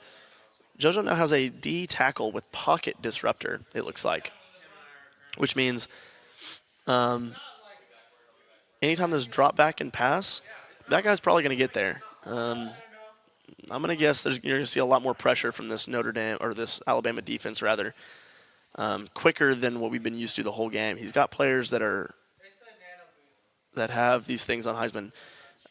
Jeremiah Love is starting to look a little worn there. He'll be fine. Something tells me he's going to still play well in this game, but looks a little tired and beat up. Using the safety. Gets pressure and gets the sack, a 10-yard sack. And there's that pressure that we were just talking about. Even with him taking C.J. Carr and rolling all the way out to the right, the pressure gets there. And this is a huge 3rd and goal situation here. Absolutely massive. Low taper fade. I got you. Thank you, Ian, for acknowledging how funny I am. That was incredibly funny. I thought that was great. Doesn't get the comeback route. It's now 4th and goal. Does Notre Dame elect to make it No, you're good. a 1-point game? And even if JoJo scores, a touchdown, it would be an 8-point game. Well, yes, he does. It could potentially be a fake, and that is what JoJo's worried about. He doesn't care if this guy gets 3. He cares if he gets 7. He is not worried about 3 points. And he misses it wide right. What a stop and stand after they made it all the way down to the 11-yard line on a 2nd and 1. What did I say? He doesn't care about those 9-yard gains. It was 2nd and 1. He got a stop for no gain. He got a sack immediately after, and the guy was stuck from there. That's just impeccable defense. Now JoJo looking to close it out here. He's got the 4-point lead. It is not an impenetrable lead by any means. But he finds Jam Miller on another wheel route, but he drops it. He tried to jump for it, and when that animation happens, whenever they jump for it and they get hit in the back, they drop that ball 9 times out of 10. That is a tough catch to make. JoJo electing to pass here. Goes for the screenplay, the surprise screenplay, and Jam Miller cannot break out of it. It's 4th and 6. What does he choose to do here? He takes it to the 2, which would lead me to believe that he wants to punt this. But of course, he can do whatever he wants. Let's get loud, crowd. Yeah, even though they're the defense, let's get loud. Puts him in motion.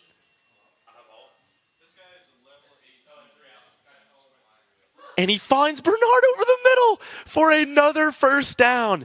And that is the bold Blake play calling that wins you playoff games right there. Because I guarantee you, there is very few people in this league that are doing that exact same thing. That is so bold. And now he's got, I don't know if this is a handoff or an option to be able to keep it with Simpson. If this is an option, that's insane. Okay. Hands it off to Bernard. Doesn't get the yards he needs, but he's now forcing Notre Dame to call timeouts. Something tells me he doesn't want to go get a 4th down here and just punt it. He wants this first down. But he is also loving Notre Dame using these timeouts. If he gets a first down here, this game is over.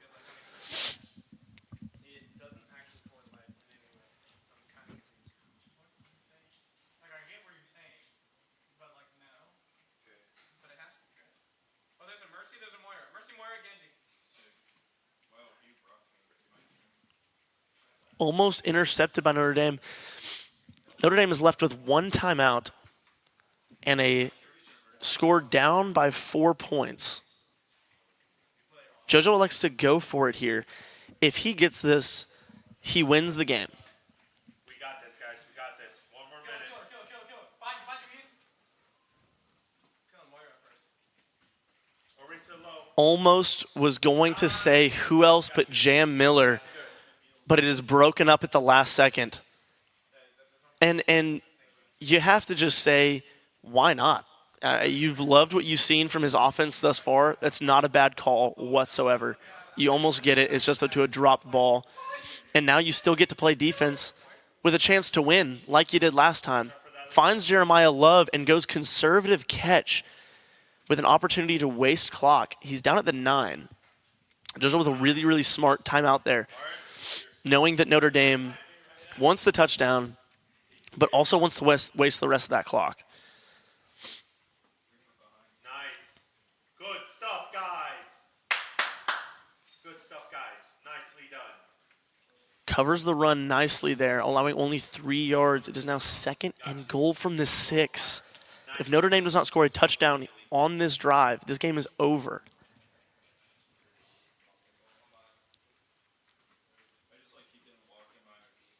Elects to run an RPO and gets the touchdown, but leaves a timeout and 56 seconds for JoJo.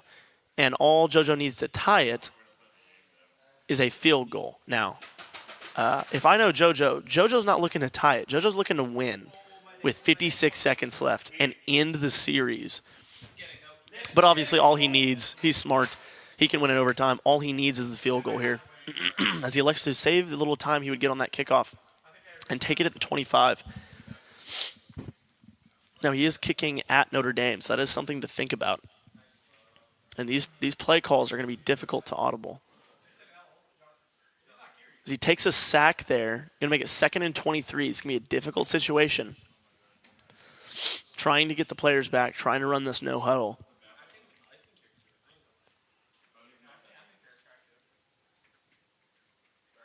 Heaves it deep for Bernard and is almost caught, just slightly overthrown as Notre Dame's looking to deflect it. It's 3rd and 23 here. He's got 2 downs to get the first down.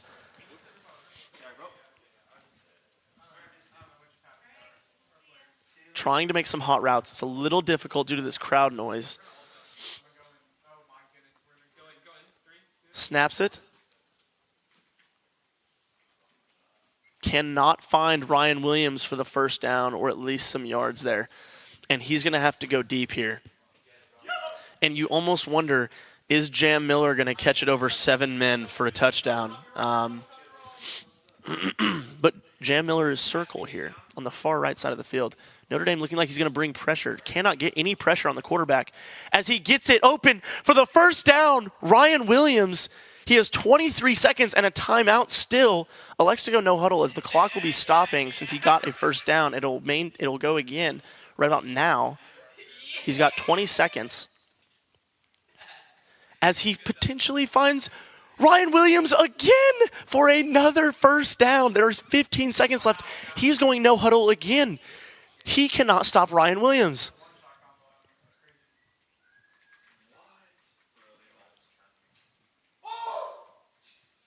And it is incomplete.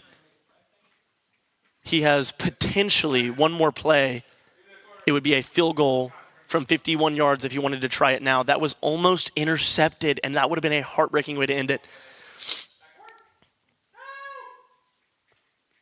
So he looks for yards up the middle here. Loses 1, not that big of a deal. He's got to kick it at Notre Dame with 2 seconds left.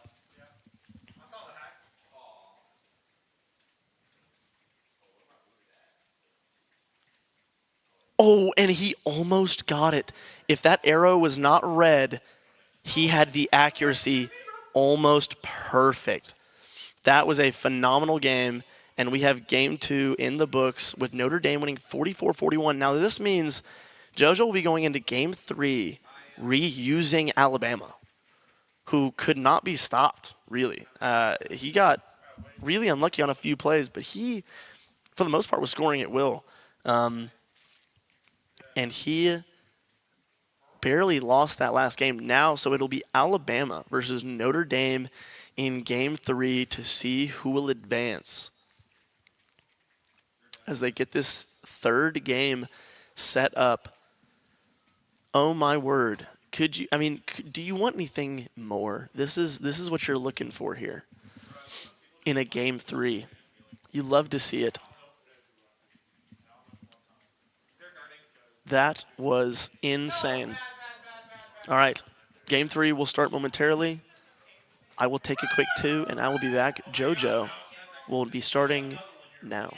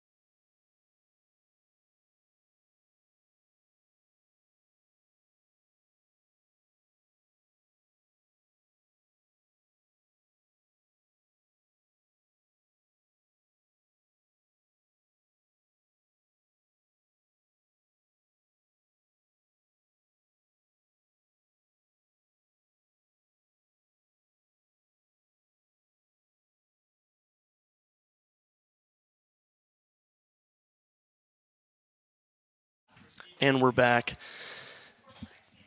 Texas A&M starting with ball here again. JoJo is Alabama. Bethany College is Texas A&M. This is the one game to win it all. JoJo gets home field advantage because he is the higher seed in this matchup. Like I said before, I said at the very start, JoJo is the highest seed in this tournament that is playing a first-round game, I do believe. Meaning he should get home field advantage for this game. I don't know about next game. We'll just have to see. But this is a must-win here. That's a good route, getting little yards, getting good plays. Kevin Concepcion is absolutely filthy. He didn't use him much last game, but now we've got a new game, and you can change your play style. You can do things completely differently. Now, he is still electing to run this ball very consistently. It didn't work last time, except for maybe one or two big plays, and I guess that's why he doesn't want to get away from it. Probably also makes JoJo not just pick only pass defense. But you can tell this guy's a lot more he's good at passing the ball. He's confident in his run game because he knows he's probably not going to turn it over. He's worried about turnovers. But he can pass the ball. He sees the field really well. And that's not easy to do. As that's another caught ball by the tight end. And those are going to happen. That's an 84 from 2 games ago. He caught a lot of those. And you'd love them to go your way in this game 3. But we'll find out. We've got 4 quarters left to go.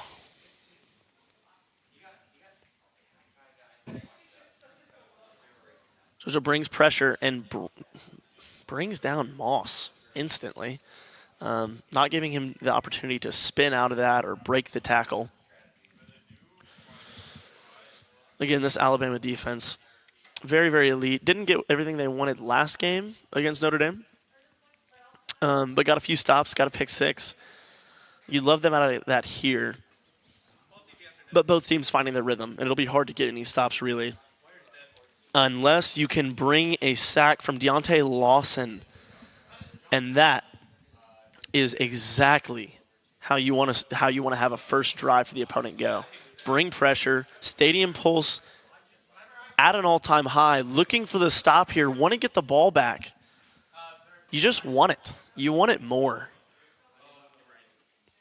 As he brings pressure, and it gets batted down. Now, A&M has been pretty bold. Does he want to go for it here? He's not in a bad spot. He's at the 44. And you just have to worry about the running backs and the tight ends. They tend to catch a lot of these, and you're just worried about that. I know that's what JoJo's thinking about. As he's got everything locked up, and that's how you play defense. That's textbook. I mean, that's textbook. You've got the ball now on his 44. You can't start a game better than that. You cannot. That is phenomenal. Marcel Reed, he's trash. Get him out of here. Oh, my goodness. That would have broken my sternum if a man hit me that hard. That was terrifying. What a start to a game. Let's see what Ty Simpson and the ever-so-prevalent Jam Miller can do to start the game. It's showing Ryan Williams' stats up there. 96 speed, 95 jumping, 95 spectacular catch. If that's not broken, I don't know what is. And these crossers, man, how do you guard Bernard, Ryan Williams, and whoever Morton is on these crossers? Wow. I mean, Horton. I was about to say, who is Morton? That doesn't make any sense. And he finds another one. This play might be broken. You need about 4 linebackers to cover all of those crossers. And JoJo is letting it eat right now. He said, call it again. And circle is not covered currently,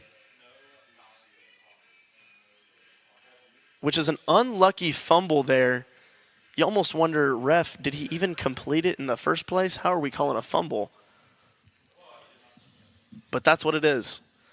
And A&M gets a much-needed turnover to get the ball back. And you're back right where we were. and you're still stopping the run game, and Marcel Reed is cold. And you, again, you're loving that if you're JoJo. He's going to have to rely on the run. He's probably going to run to more of those speed options, or the read options, rather, as we just saw there. He elects to keep it with Reed. You know he's looking to get rush yards with Reed, get him not cold anymore, get easy throws. He's probably not going to throw deep much, but only needing 1 yard. Does he elect to run it? He heaves it deep into coverage as he lays out for the catch. And that is Concepcion. That's an incredible catch. And you can't really ask much more of your DB there. You wish you could have made more of a play on the ball, but that's insane. Great pressure. Again, that's what happens when you block with 5 and you bring 6 in a blitz. Somebody's going to tackle your quarterback.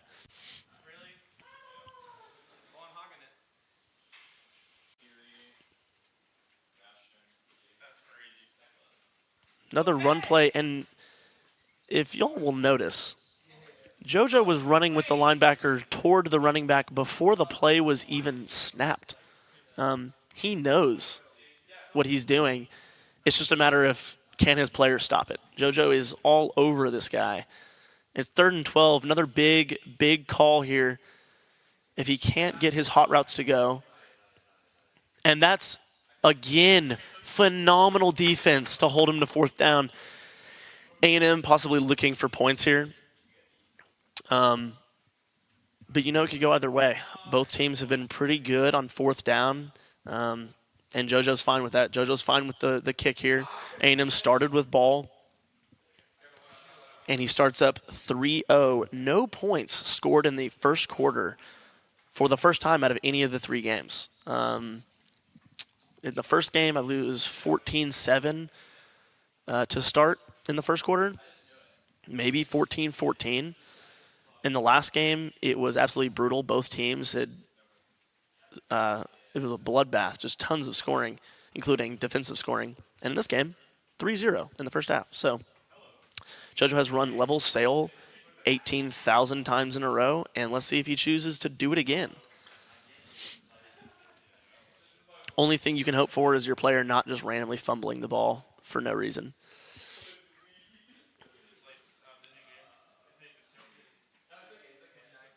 And he's got the press coverage he wants.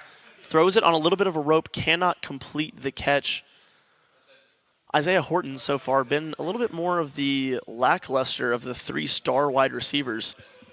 Made some decent plays. He's cold now.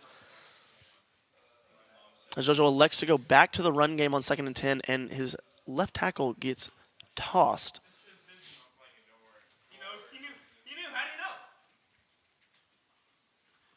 But he's not in a bad spot here. 3rd and 11.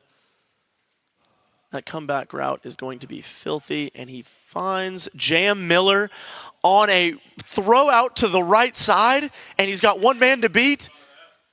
And he's at the 31. Jam Miller with another big catch in the last 2 games for JoJo. Now he's driving again. I mean, that's wow. Great from Jam Miller. Both teams reading when the other opponent wants to run the ball pretty well. Now JoJo will surprise you with when he wants to run it, but that's a pretty good read from both teams so far. Another speed out. Ryan Williams cuts up field and fights for the first down, and that's grown man strength right there. You can't ask for anything more than Ryan Williams, who looks skinny. I promise you, he is jacked. That dude will run all over you. And he showed it there as Jam Miller gets another short run over the middle. Both teams taking a lot of time on their drives, something we have not seen thus far.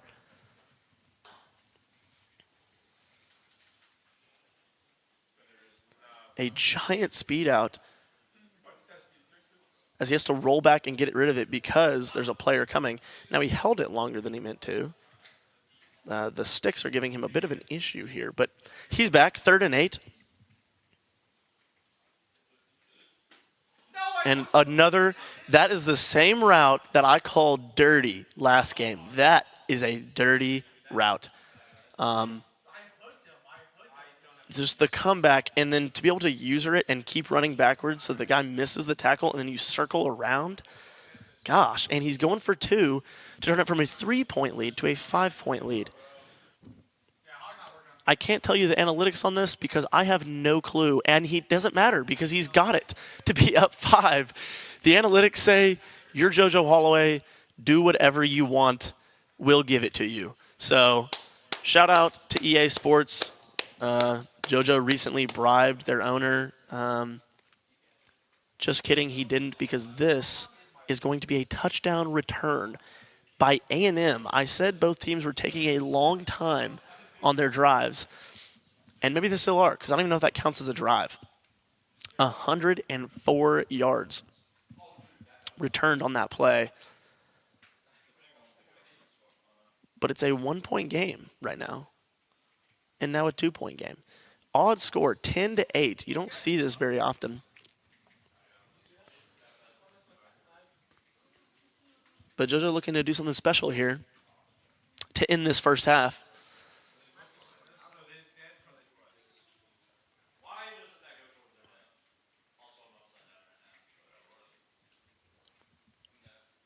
Seeing if he can do the exact same thing A&M just did.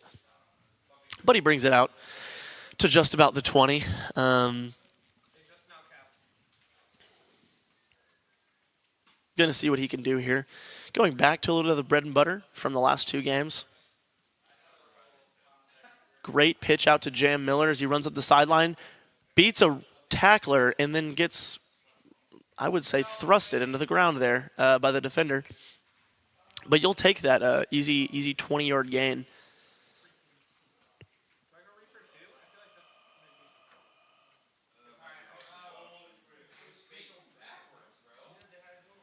As he gets hit, dropped very far back, making a 10-yard throw, about a 25-yard throw. But that gave him a lot more time and avoided the sack. Some people don't pay a lot of attention to.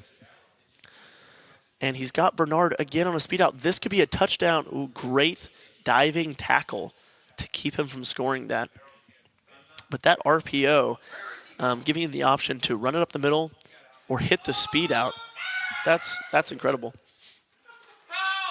As he finds another out route that he gets a few yards on. 2nd and 6.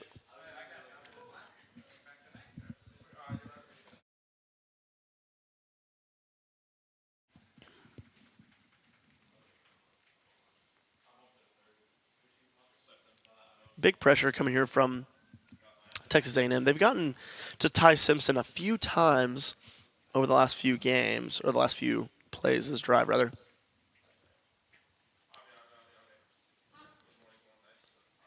As he does that route again, I don't know how you're supposed to stop that route, because that was almost being blanket coveraged, and he threw it deep toward his own line. He brought the guy back, and that's just hard to beat. And that incompletion there is an incompletion we've seen a few times from both teams, actually. Can he get the toe tap down? And Bernard, time and time again, give him 6. Bernard with the toe tap as JoJo gets a slow developing play for the touchdown. And he's going for 2 again to make it potentially a 6-point game, which is incredible.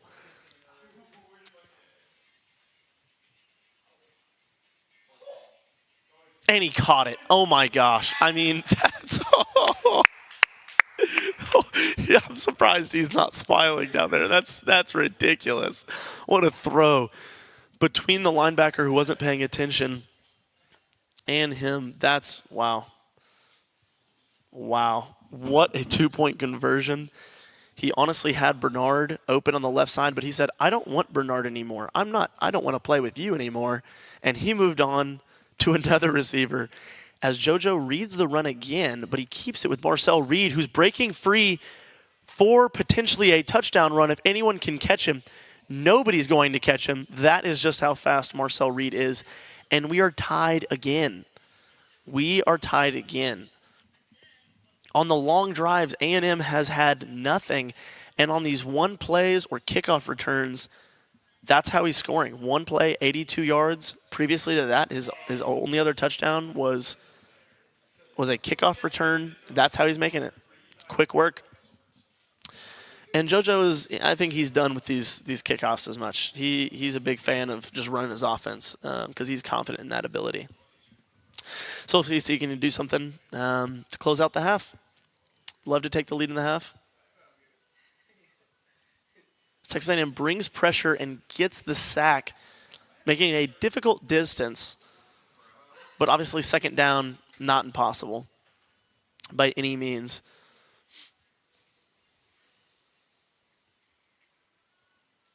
As he stiff arms a man, Jam Miller gets tangled up on someone's legs, and looks like he was trying to turn into an airplane mid-play. And what a find to the tight end who makes the grab. That's a really, really difficult read. Me personally, I wasn't even looking anywhere near that. I was looking at both the crossers coming across. We were not open, and JoJo finds the open man. As he takes another sack to make it 2nd and 21. But clearly, they don't matter to him. He gets the first down anyways. Just look for Miller or Bernard. As he finds the run, wide open space up the middle, good slide, doesn't want to risk the fumble as he's already had this game from his receiver. And he's got all those yards back.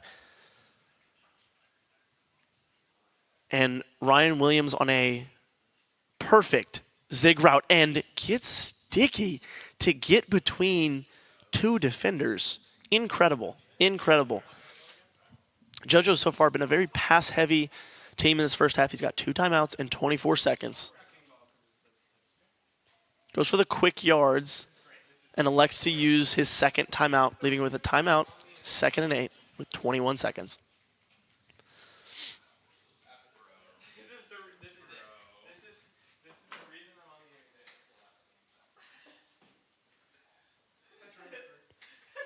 Gets brought down, elects to use the timeout.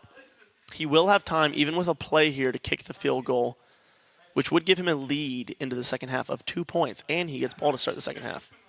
So really, really difficult decisions here, what to do. Texas A&M showing pressure, bringing no pressure, throwing it to Jam Miller for a touchdown. What a bold call across the middle of the field to take a 22-17 lead, and he's going for 2 again, ladies and gentlemen. He just wants it more. That's all. He just wants it more. And he gets it with Bernard. He cannot be stopped. He has 3 touchdowns, and he's up 7 on a guy that has 2 touchdowns and a field goal. That's insane. Now, if he can avoid a kickoff return for a touchdown here, he will take the lead into half. Really good coverage. Every time a gap opens up across the middle, I get nervous. I know he does. That's a big sigh of relief. And all you can want here is someone to just get to Marcel Reed, get a scoop and score after sacking him, something. And there's the pressure. But he releases it quick enough. 0 seconds. That's how you end a half. I mean, that's textbook. That's difficult to do. The only thing more difficult than that is resisting eating this Walker Farms chicken stick. I mean, I don't even know. I might have 8 by the time we're done with this. But I'm going to crack it open now because I need it. And it is marvelous.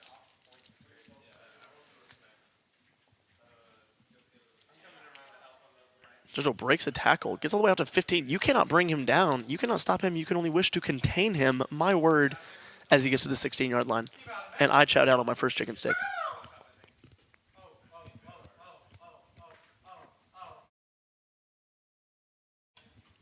I really hope my chewing is not getting caught up on this mic.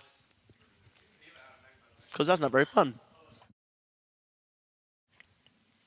JoJo here, starting off the half with a lead and the ball. going aggressive here. Throwing a deep ball all the way to Ryan Williams, but it's overthrown by Ty Simpson. Oh, gosh, I went up for heels, but Kiri just did a good shot. Oh, it wasn't even a good shot. It was just unfortunate. Stop blocking everything! Taking a safety there. Not best case scenario. And he'll have to take the punt out of bounds, which I don't really know where that puts that. The 30. Okay, that's actually way smarter to punt it out of bounds on a what? That's crazy. Most of the time on a punt, they'll get the ball. I mean, they'll bring it all the way back to the 40. So punting it out of bounds is genius there. I know what I'm doing whenever I get safetied in a game from now on. And it is 2nd and 7. Texas A&M looking to take a lead. But Alabama, honestly looking forward to defense. You know he's enjoying himself. He's enjoying playing defense this game. He wants it. Couldn't do that, actually. I did it, and then Neva showed up, and I thought everybody was listening. That's it live. This slide is so good. As the dude throws another streak on the left side. Note to self for JoJo. if he's got 5 in the back, that dude's probably running straight down the field. Wow. Okay. I don't even care. Daddy's crashing out. Finds Moss in the backfield. Able to get the first down. It was a 3rd and 7. And now he's back at the 44 where he was stopped on a 4th down in the first quarter.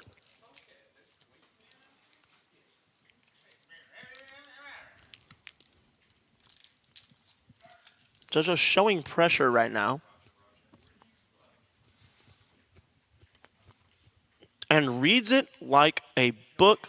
You can stiff arm one man, but when there's another one grabbing your legs, it's hard to break free.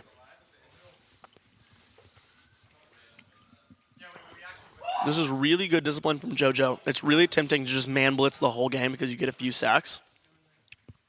But it's a lot smarter to drop back into coverage, maybe run a match zone, whatever you like, and just be able to watch the middle of the field. Don't let anything go. That is some of the most perfect user defense I've ever seen. If he gets his first down, there's nothing you can do about it. I mean, that's just incredible defense with a better run from Marcel Reed. He is so fast.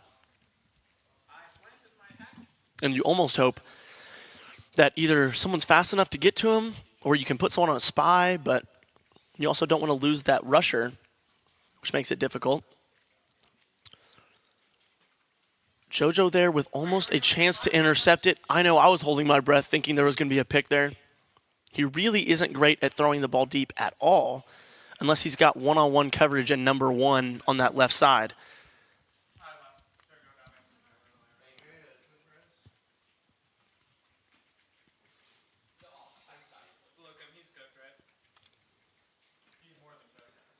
Linebacker tries to, wow, what a hit.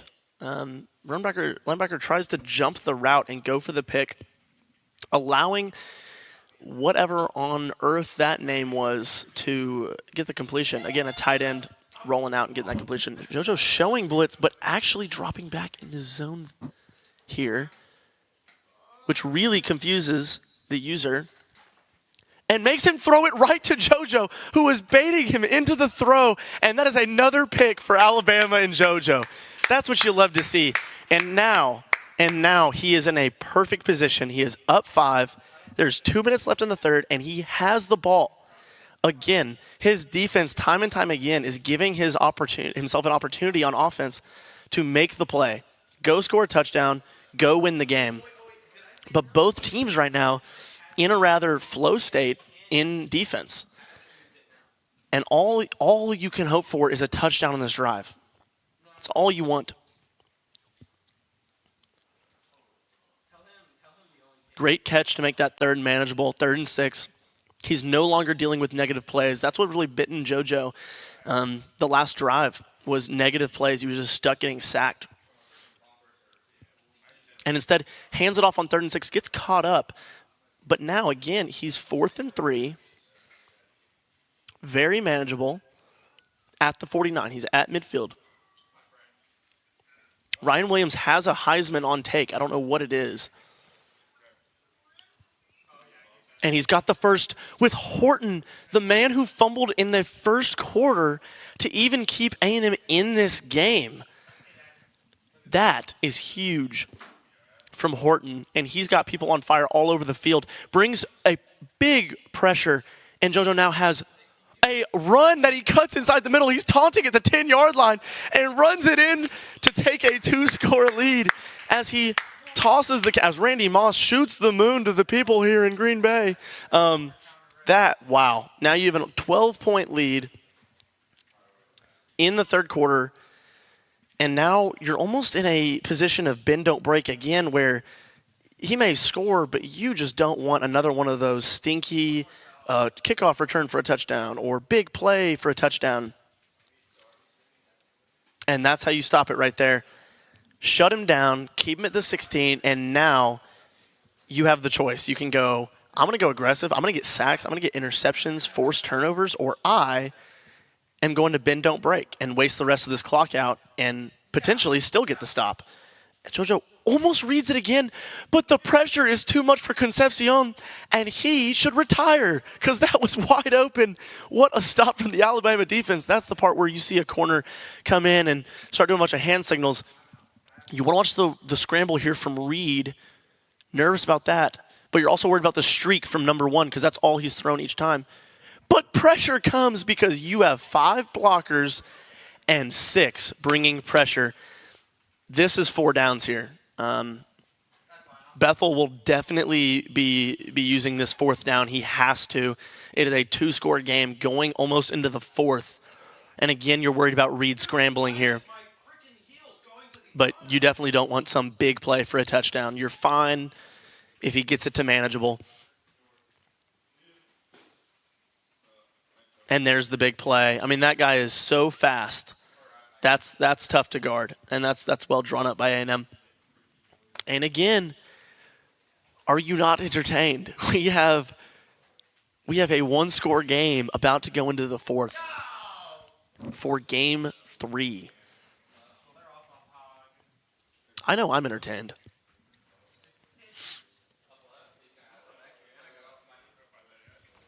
And the big gamble, does he return it or does he take his yards?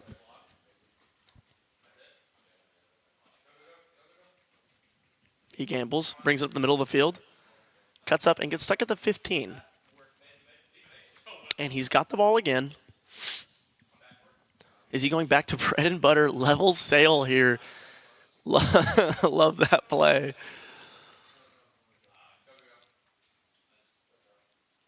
And gets easy yards, easy 3 yards. He can take this to the end of the 3rd.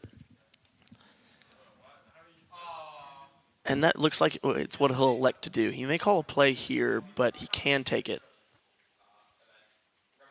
He elects to take it to the 4th. Let's go. 4-point lead. 5-point lead. Oh, my goodness. All those 2-point conversions. It's unbelievable. 5-point lead going into the 4th. Even if you're JoJo and you'd like to be winning this game by 50 million, what more could you want? You've got viewers. You've got a lead going into the 4th. You've got the ball. And regardless, you're having fun. And he just abuses Bernard again, who breaks free and is running down the sideline with 2 men to beat, 3 men to beat, and gets all the way down to the 47. I'm starting to think out routes might be really good. Because, again, blanket coverage, and he tries to dive tackle, which is a horrible decision. JoJo now chewing clock and getting upfield. There are about 20 people in the box. Still elects to run it up the left and has the gap and gets 6 yards. And that's the perfect play. If you're JoJo, yeah, you'd love a touchdown off that. But now you've got yards where you can chew clock, still probably get a first down, and you're in a good spot, and you have an RPO that you make the read on, and you lose nothing. And you're still in a good spot. And he goes to the bread and butter of level sail, and everyone's on fire. Everyone's on fire, and it's 4th and 1, and he can just run the same thing. Exactly. He's just going to run the same thing. Or does he choose to run it up the middle? Now there are people in the box. He chooses to run up the middle, gets jammed, and now he's back where he was. Last game, can he seal it? He's got to play defense. So far, it's been pretty favorable to him on defense. A&M, I'm sure, looking to run a few times, chew that clock, but Marcel Reed keeps it and goes outside. Elects to go out of bounds. This crowd noise, one big play. It just takes one big play for Alabama, and this crowd noise will simmer up, rather. And that would be huge. All Alabama players on fire in the remaining 2.5 minutes. Offense and defense.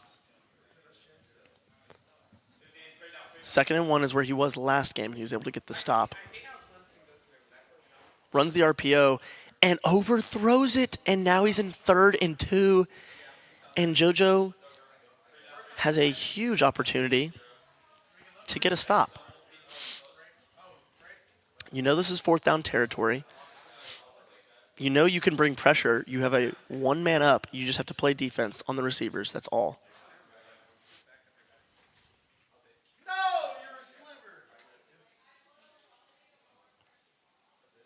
Lots of audibles being had here. And he gets the first, gets out of bounds, and very little gain. He's at the 20 here. So A&M, at one point, you'd love to chew clock, but also you're worried that even if you score here, you chew too much off. JoJo's got a chance to go win the game with like no time left, and he wins the game, and you're just stuck. So big decision here for A&M. If he scores a touchdown, he'll definitely be going for 2, making an 8-point or a 3-point game rather. So even if there's a touchdown here, it's a huge decision whether or not actually it's just a huge 2-point conversion play potentially. So he gets pressure, and that's perfect. You go into the 2-minute warning and you wasted a play. It is 3rd and 11. I didn't even realize it was 2nd and 11 before that. 3rd and 11, 2 plays to get a stop and play some offense and get a couple first downs. 2 plays. So he throws it out to Moss.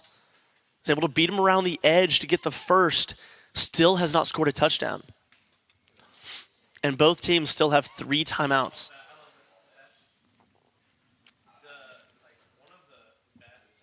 Looking for a sack again here. You're worried about everything inside. There's that inside throw to the tight end, and now it is 1-point lead A&M. He's going to be going for 2 here. 2-point conversion obviously takes it to a field goal game. Not getting it means JoJo can win with a field goal.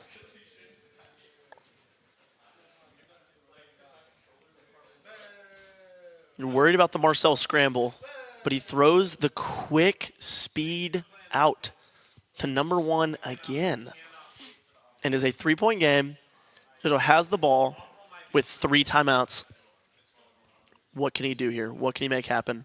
As he elects to take 25 yards. Just 75 yards to go, if that.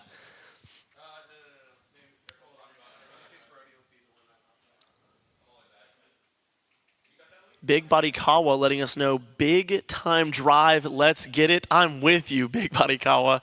That is Guzman, I believe. JoJo still has chew clock on.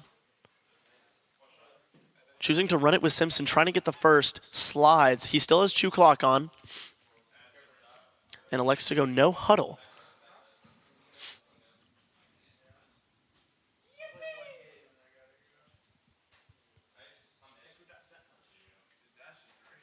And he gets hit, resulting in this being a huge play. Not technically for the game, but huge play. You really need this if you're JoJo.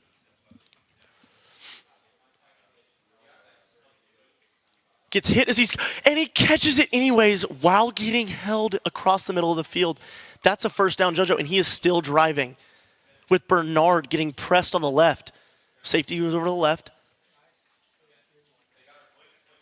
and throws a dot to Ryan Williams and has the ball in position to score a game-winning touchdown with 35 seconds left. Oh my gosh. A&M not looking toward the run, and Jam Miller able to get it up for an easy 9 yards. There's 25 seconds left, and JoJo has the ball, at least can force overtime, but can win the game with a touchdown. And he finds the tight end, who gets to the end zone. Touchdown, JoJo in Alabama. He is now winning by 3 with a point after. He will be leading by 4, meaning Texas A&M will need a touchdown to win the game. This is either win or lose. There is no tie. There's no overtime. This will be a win or lose situation. A&M still has all 3 timeouts. Putting a defensive lineman on a spy would probably be huge here to make sure Reed cannot scramble for how many ever yards. However, you're fine with that because it may be a 10-second play if that happens. And a huge tackle. Oh my word. I almost passed out. That was almost a touchdown, and that would have killed me. There's 17 seconds left. They need a touchdown. They're going to throw deep. They've got time for maybe 2 plays that won't go very, very deep. And they have one down the right side. You need to make the tackle here. Gets out of bounds. He used the timeout anyways. There's 10 seconds left.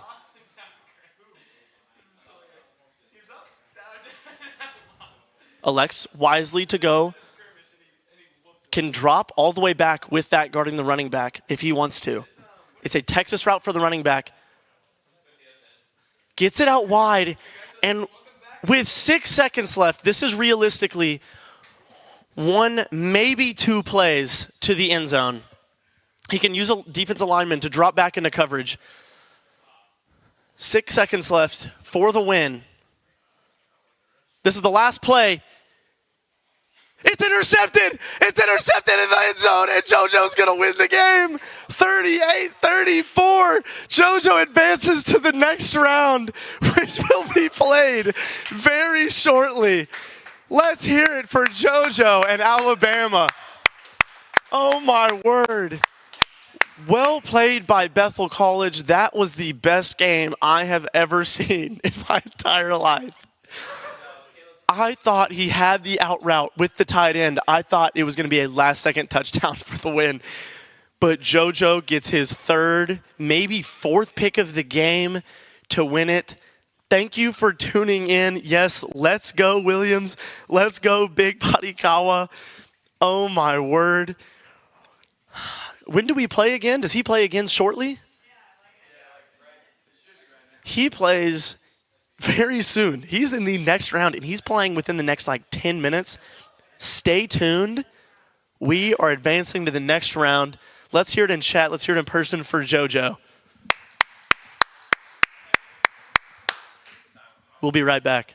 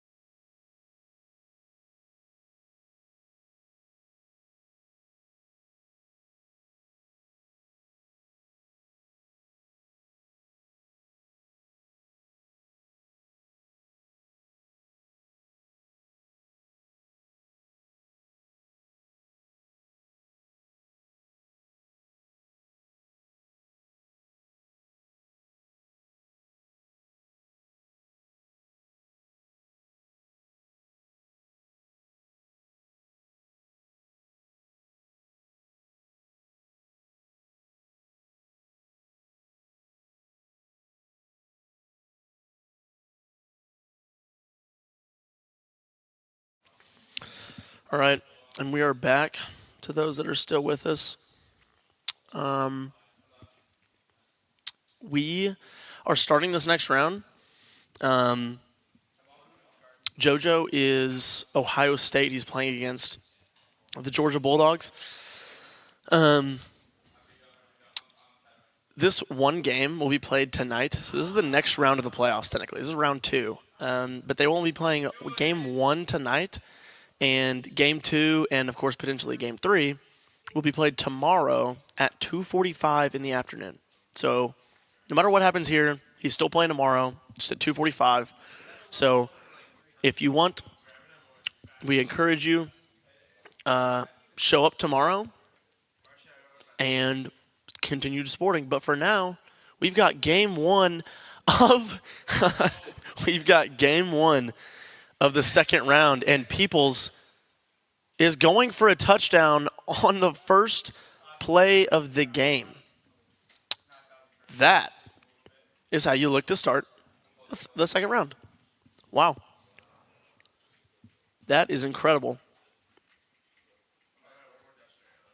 He's going for too early like he did in the last game.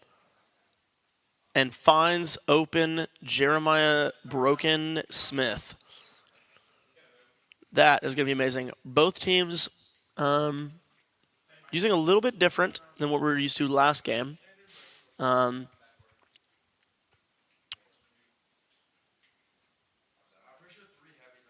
JoJo has not been able to use Ohio State yet because most teams will veto using Ohio State. They're very, very good.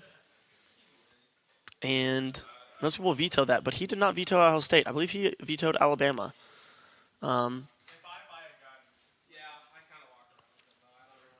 As Georgia completes another big pass to Delp. I believe Delp is a tight end. But he is a really, really good receiving tight end in this game. He looks for him again there. He's super fast. I mean, he's as fast as a wide receiver. He's got the hands of a good wide receiver. And yet his strength is just out of this world. That's going to be a difficult matchup for the rest of the game. So JoJo can almost get pressure, and he threads the needle to Thomas there to get a first down.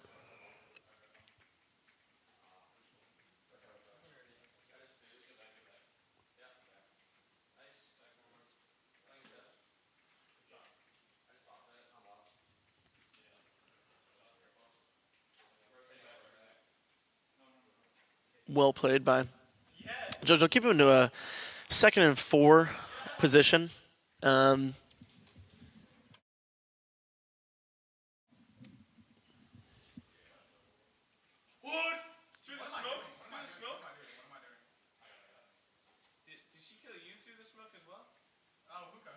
Wait, there's an off behind you, Trevor. Sorry, there's an off behind you.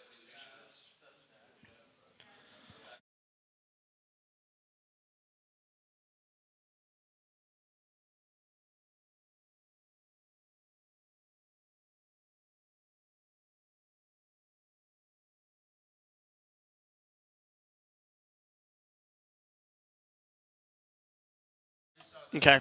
It is 4th and goal. Looking for a big stop here on 4th down. Chooses to run the RPO, and it's intercepted. And JoJo can return this back for a touchdown, and it looks like he will. A cornerback is not getting caught, and that is a phenomenal play. And he's up 14-0 here in the first, and he might go for 2 here. Make it a quick 16-0 game. That's what you're looking for. Already started off with a touchdown. Now you're starting off with a pick 6 on defense, and chooses to run with Saiyan, can't get it to finish, and it is a 14-0 lead, JoJo.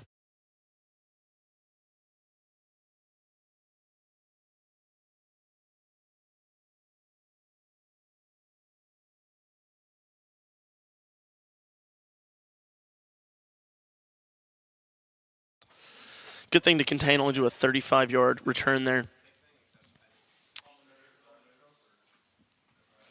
And we are still in the first quarter. It is 14-0. Reminder, JoJo is Ohio State. The opponent is Georgia.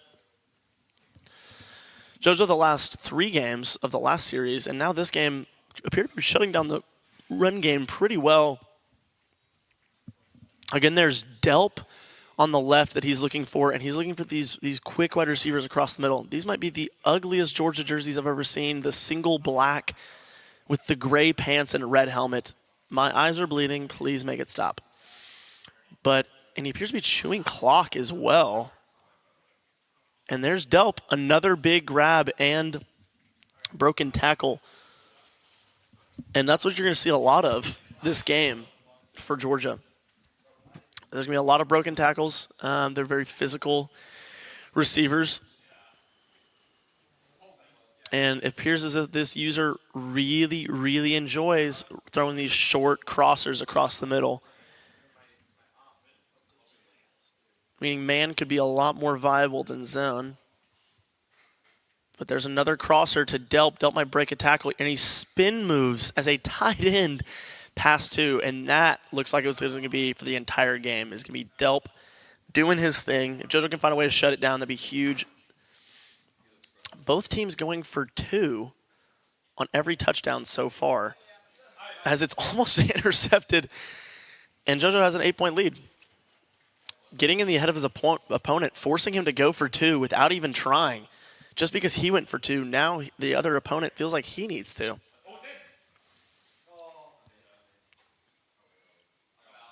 JoJo choosing to gamble like he didn't with the Alabama team, wanting to return it. Go for those big plays.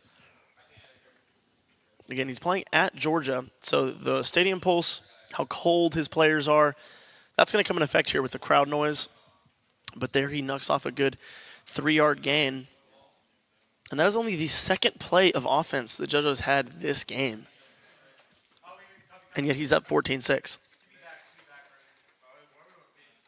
I mean, that, oh my word, as he stiff arms a man and pushes down to the 48. JoJo's feeling it. Peoples is feeling it. Oh my goodness.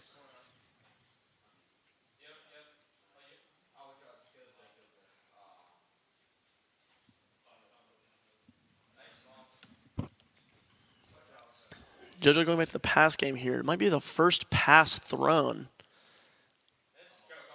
This guy really likes to switch players in the middle of the play. I've never seen anything like that. And JoJo still finding a gap there to find the crosser across the middle of the field. A little bit redundant, but Jackson, another big run for 16 yards as you hear the crowd erupt in, what's this arena called? Do we have a name for this arena? Or is it just John Brown University, where a kid can be a kid? Great RPO out to Tate, who busts up the sideline for 7 yards. No pause. Great run. Great user decisions from JoJo here. And now he goes back to his bread and butter. Peoples, oh my gosh. This is why you veto Ohio State, because that jab, that putting your foot in the ground, that's the 7th best player on this offense. And he's doing that. That's, wow. Taking a commanding lead here in the second. Looking for the 2-point conversion. And he pushes through 3 defenders solo for the 2-point conversion to take a 22-6 lead. That's impressive. Wow.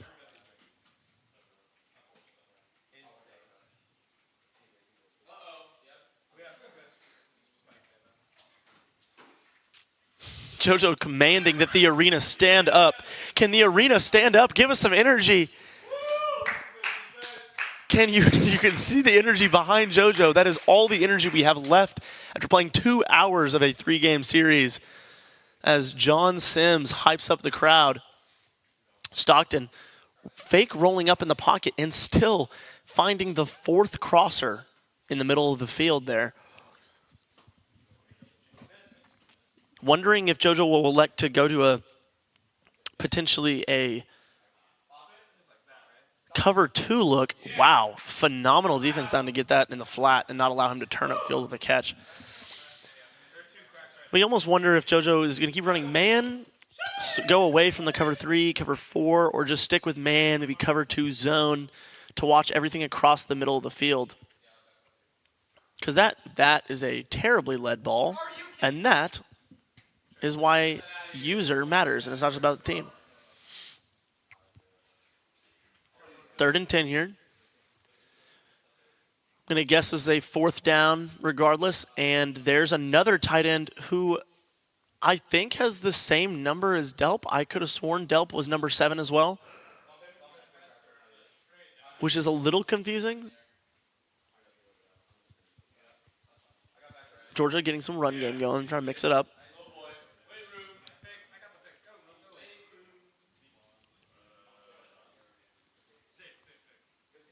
Almost bringing pressure all the way.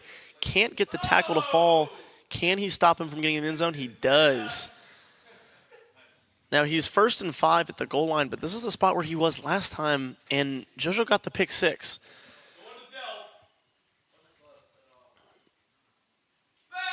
And there's the stop. 2nd and 2. JoJo elects to not call a timeout, keep it rolling, and see if he can keep it in this set. A run up the middle that gets brought down at the 1. Another stand, and he has 2 downs to get this. He's absolutely going for it. I guarantee you it's 2 runs back to back, but he elects to throw it and gets him on a zig route out to the left side. Really impressive there to go no huddle, keeping JoJo in a not a great set defensively. It's not something you want to be in. And he kept him uncomfortable. Definitely concerned for the zig from number 1. And another pick, and if he keeps running, he didn't keep running. Caleb Downs, but with the pick, Caleb Downs keeping it a 10-score game, and he's going to an onside kick. This is crazy. This is what playoff football should be. As he can call a fair catch and catch it, but 3 guys almost run into each other. And he runs out, and he's going down the left side of the field, and he stands up in early celebration as he returns the onside kick for a touchdown. Touchdown, the Ohio State University. Taking a commanding 17-point lead here in the first half. This is not what we were expecting from the second round of the playoffs, but it's definitely what we were hoping for.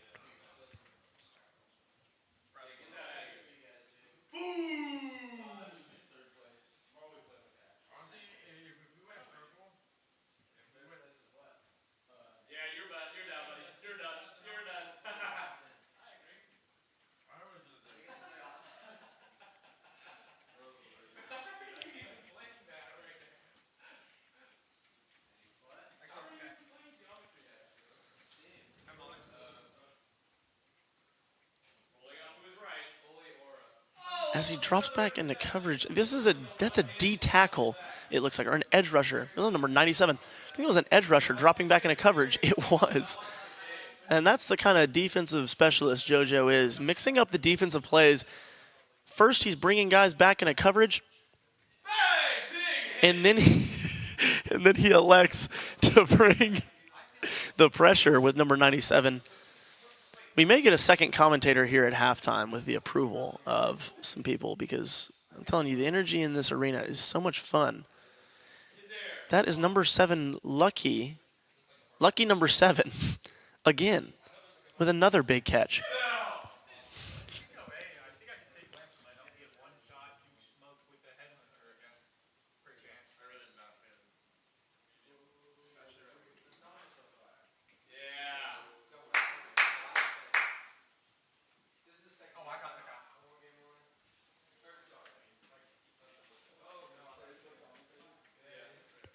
Big pass breakup to force 3rd and 10. And you've got to know he's going for it regardless. This guy, he needs the points. He's going to go for this. You know this is a 4th down situation. And last time this happened, he threw it to number 7. You're really concerned with number 7 here. Using the defense on the running back, who's choosing to block so he can go out and help. And there's another man open, but he breaks it up. It is 4th and 10 now. This is a huge play. If he gets to stop here and another score, I mean, it's potentially a 24-point game going into halftime. This is a must-get first down for Georgia and a must-stop for JoJo. And he covers everything perfectly, and he's hit as he's going to throw. JoJo takes over on downs at Georgia's 41 as Gunnar Stockton is eating the dirt. What a start for JoJo and John Brown. Great defense, able to use her people to move around and help defend, stopping JoJo and making him throw an incomplete pass there.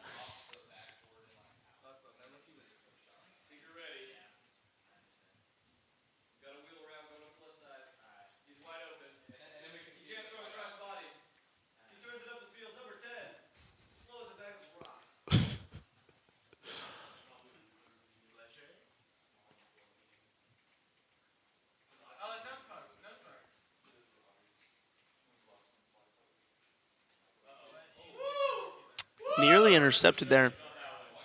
But JoJo's still driving. We're back. Both teams with plenty of timeouts, plenty of time.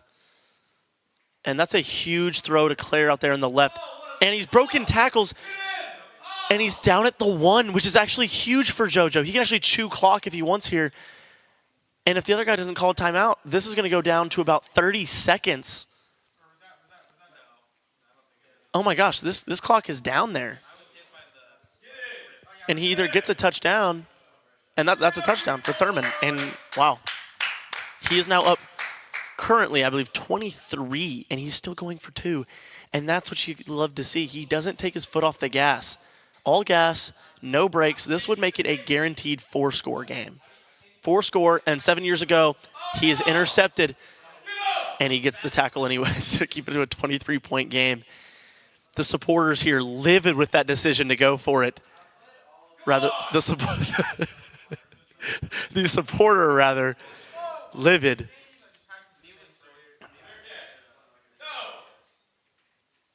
You don't want to allow any points here to enter the half, but especially not a touchdown.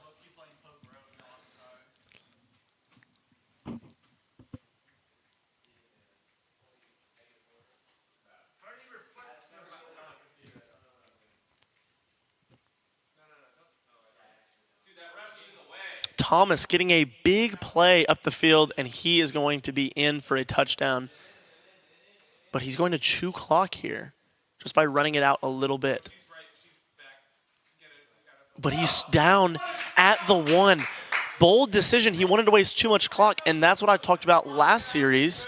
People are too worried about chewing the clock, and now he's first and goal at the 1. He may score here, but regardless, you've put yourself in a harder position. Why risk it?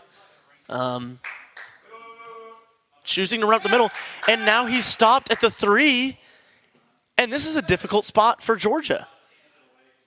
He's running no huddle, choosing to keep the same set out there, and he defends it perfectly. It is 3rd and goal with 10 seconds. Still at the 3-yard line. The full playbook for both teams completely open still. Nothing is out of question. Brings him down at the 3. And now he needs this touchdown. This is 4th down for no reason. Could have had a touchdown. And now JoJo with a chance to do something big here and get a stop.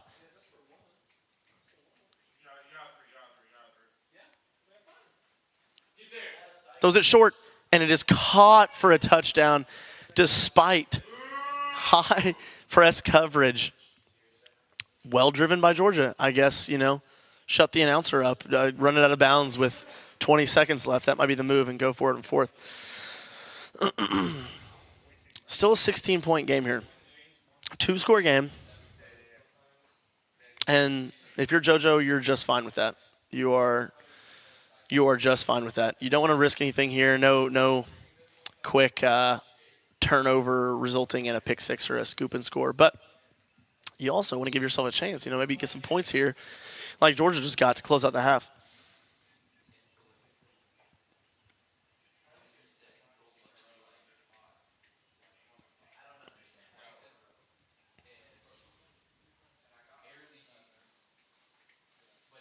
Throws it down to Jeremiah Smith, who is known for these crazy plays. He makes the catch, but there's no time. What a catch. And he has barely even used Jeremiah Smith, and he is up 16 at half.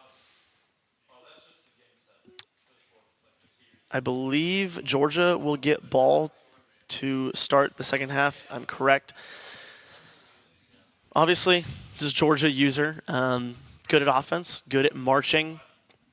JoJo's defense has stood pretty strong the whole game, but it's not going to be easy.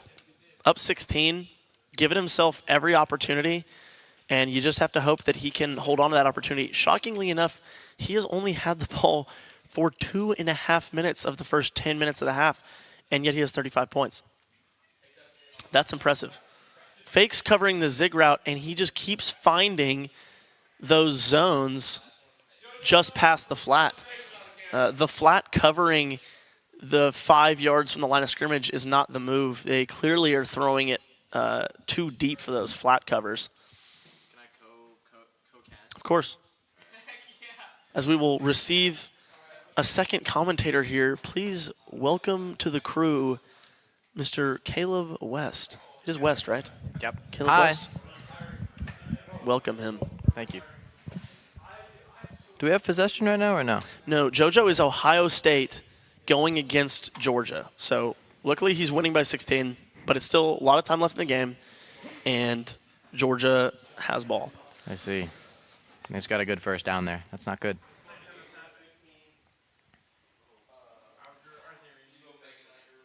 Luckily, Incomplete. JoJo knows what this guy wants. He knows that he wants these short crossing routes across the middle, going to the tight ends, going to these short routes. He's thrown one deep one, maybe, but everything else has come from within 15 yards of the line of scrimmage. So he's moved back his flat covers, actually, to not worry about near the line of scrimmage, but just worry about deep. As his defensive line gets pressure for the second play in a row, Gunnar Stockton might break his sternum by the time this game is over. So no running plays? No rushing? You know, so far from Georgia, we haven't seen a lot of running. He's maybe broken off one or two. That's the running back right there, Frazier. He's been decent. The reason he hasn't run it isn't necessarily a lack of running ability. It's more so JoJo is really good at guarding the run, and so this guy is just concerned with that only. As I see. that 7 and 4 have been absolutely dominant this game. That was an Lawson incredible lucky. play. 2-point conversion? Indeed, you think 2-point we have it in us conversion, to stop trying this? to make it an 8-point game. As the zig route was open, and he didn't throw it. Oh, picked? And JoJo maintains a 2-score lead. No way. What a play. Mirrored the play from the end of the first game, I assume. Yeah. Basically, Incredible. the Picking pick the to end ball it. in the touchdown zone. Go, go, go. All right. He's broken his leg. He's out. No more. All right, Caleb, tell me what you see here on this 1st and 10. What are you looking for here offensively if you're JoJo? Looks like we're going to get a throw to the... I'm so wrong. It was a throw to the handoff running back. Good. A little toss, a 1-foot throw. Yes. Well, I guess I assumed that we'd just be doing another throw because the opponent was doing that. I didn't assume we'd rush. Looks like we're rushing again. And that just goes to show you how versatile JoJo's game is. I know. That was a gain of 8 when it looked like it'd be a gain of 2 maybe. Yes. Sensational.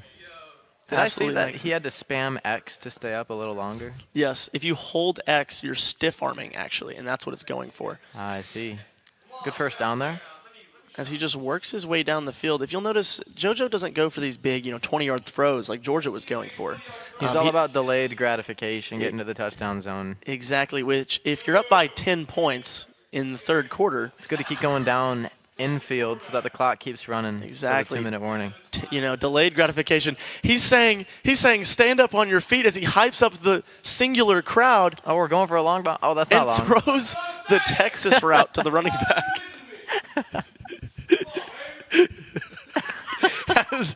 As our fan is actually the offensive coordinator for this game. He's calling plays. Let's go, baby. Oh, sacked. Oh, that's not good. Our fan, offensive coordinator, but he's not the quarterback, and he's disappointed in the quarterback's play. It is 2nd and 18. Leaving a long yardage situation, but he finds the tight end over the middle. And look Claire at that. with another Wide big game. open. Juke. And he stiff arms a man Oh my and goodness. runs through 3 more to get it down to the 7. And you almost wonder if you're JoJo, when do you turn on shoe clock? You're whooping this guy. Do you let it go? I think we're rushing it straight through again, right? No. A throw to the left, Another throw. perhaps? And he runs it up with the quarterback. Touchdown!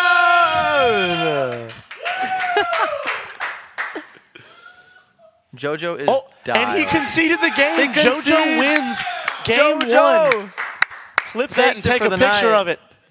Oh, my goodness. Wow, and that's how we're going to end the night. JoJo with a forfeit win in game 1, meaning tomorrow we will resume action for game 2 and potentially game 3 at 2:45. JoJo will be using Texas, and the other will be using Georgia or Arkansas. He will have his choice. I'm assuming we'll see Georgia again, but maybe because he conceded, he's frustrated, he won't do it again. That's going to end it for us tonight. Let's get a little interview for JoJo Holloway. Let's get him a headset. Yeah. Can we get him a headset? Here, pass it down. You take that one. Put that headset on. Caleb, you ask. Okay, I'll switch the camera. As we can let's get our camera set up here. Do I need to come up on stage? You know what? Come on stage with me. Yeah, that's fine. Here, you move over. Yeah, I'll hold this for you. Post-game interview with John in the background. Post-game interview. Yeah, post-games. Okay, we've got security back there. I hope. He might have snuck into the arena, that man that's been heckling the whole time. I'm here with JoJo Holloway, AWH10, LR Flames, IR Flames, however you know him. And how does it feel? You just won the first round in the most spectacular fashion, and then you roll into game 2, and your opponent concedes the game. How do you feel? I mean, it feels pretty great. Going in that first game, it was nerve-wracking. Knew the fans were with me, though, so, helped pull me through. Appreciate y'all. That second game just came out firing, First play, 84-yard touchdown. Let it eat from there. So, excited for tomorrow. Yeah. So you won 3 out of 4 games that you've played tonight. What sort of adjustments did you make after game 2 that you couldn't, you barely lost. You thought maybe you could have snuck away with a win. What was it that you think you could have done better, and what adjustments did you make for the following games? I think pass defense was a big one, probably torched me for close to 400 game 2. So I think dropping into more coverage, even though blitzing is way more fun. Sometimes even rushing just 3, sometimes you got to do something like that just to win a game. Phenomenal, phenomenal. We have had so many viewers on and off for the rest of the night.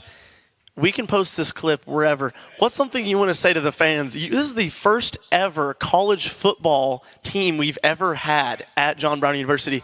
And you are not only in the second round of the playoffs, you're going into tomorrow with a lead in the second round of the playoffs. What do you want to say to the fans coming to spectate, coming to watch us with the first ever John Brown college football team? What do you want to say? I think I want to say we're here to win, but we also keep it respectful. And I also want y'all to tune in to the Rocket League boys. They play tomorrow in a big game also. So, not just me, but for everyone. 7 o'clock for that Rocket League game. Thank you. Thank you so much, JoJo. Hey, one more round of applause for JoJo Holloway, making it to the next round. Round of applause for our guard here, security, Jonathan Sims. He's a real key part of that last game, offensive coordinator there. So that was really big. So thank you for tuning in. Really appreciate it. And we are done for the night. Tune in tomorrow at 2:45 for another game.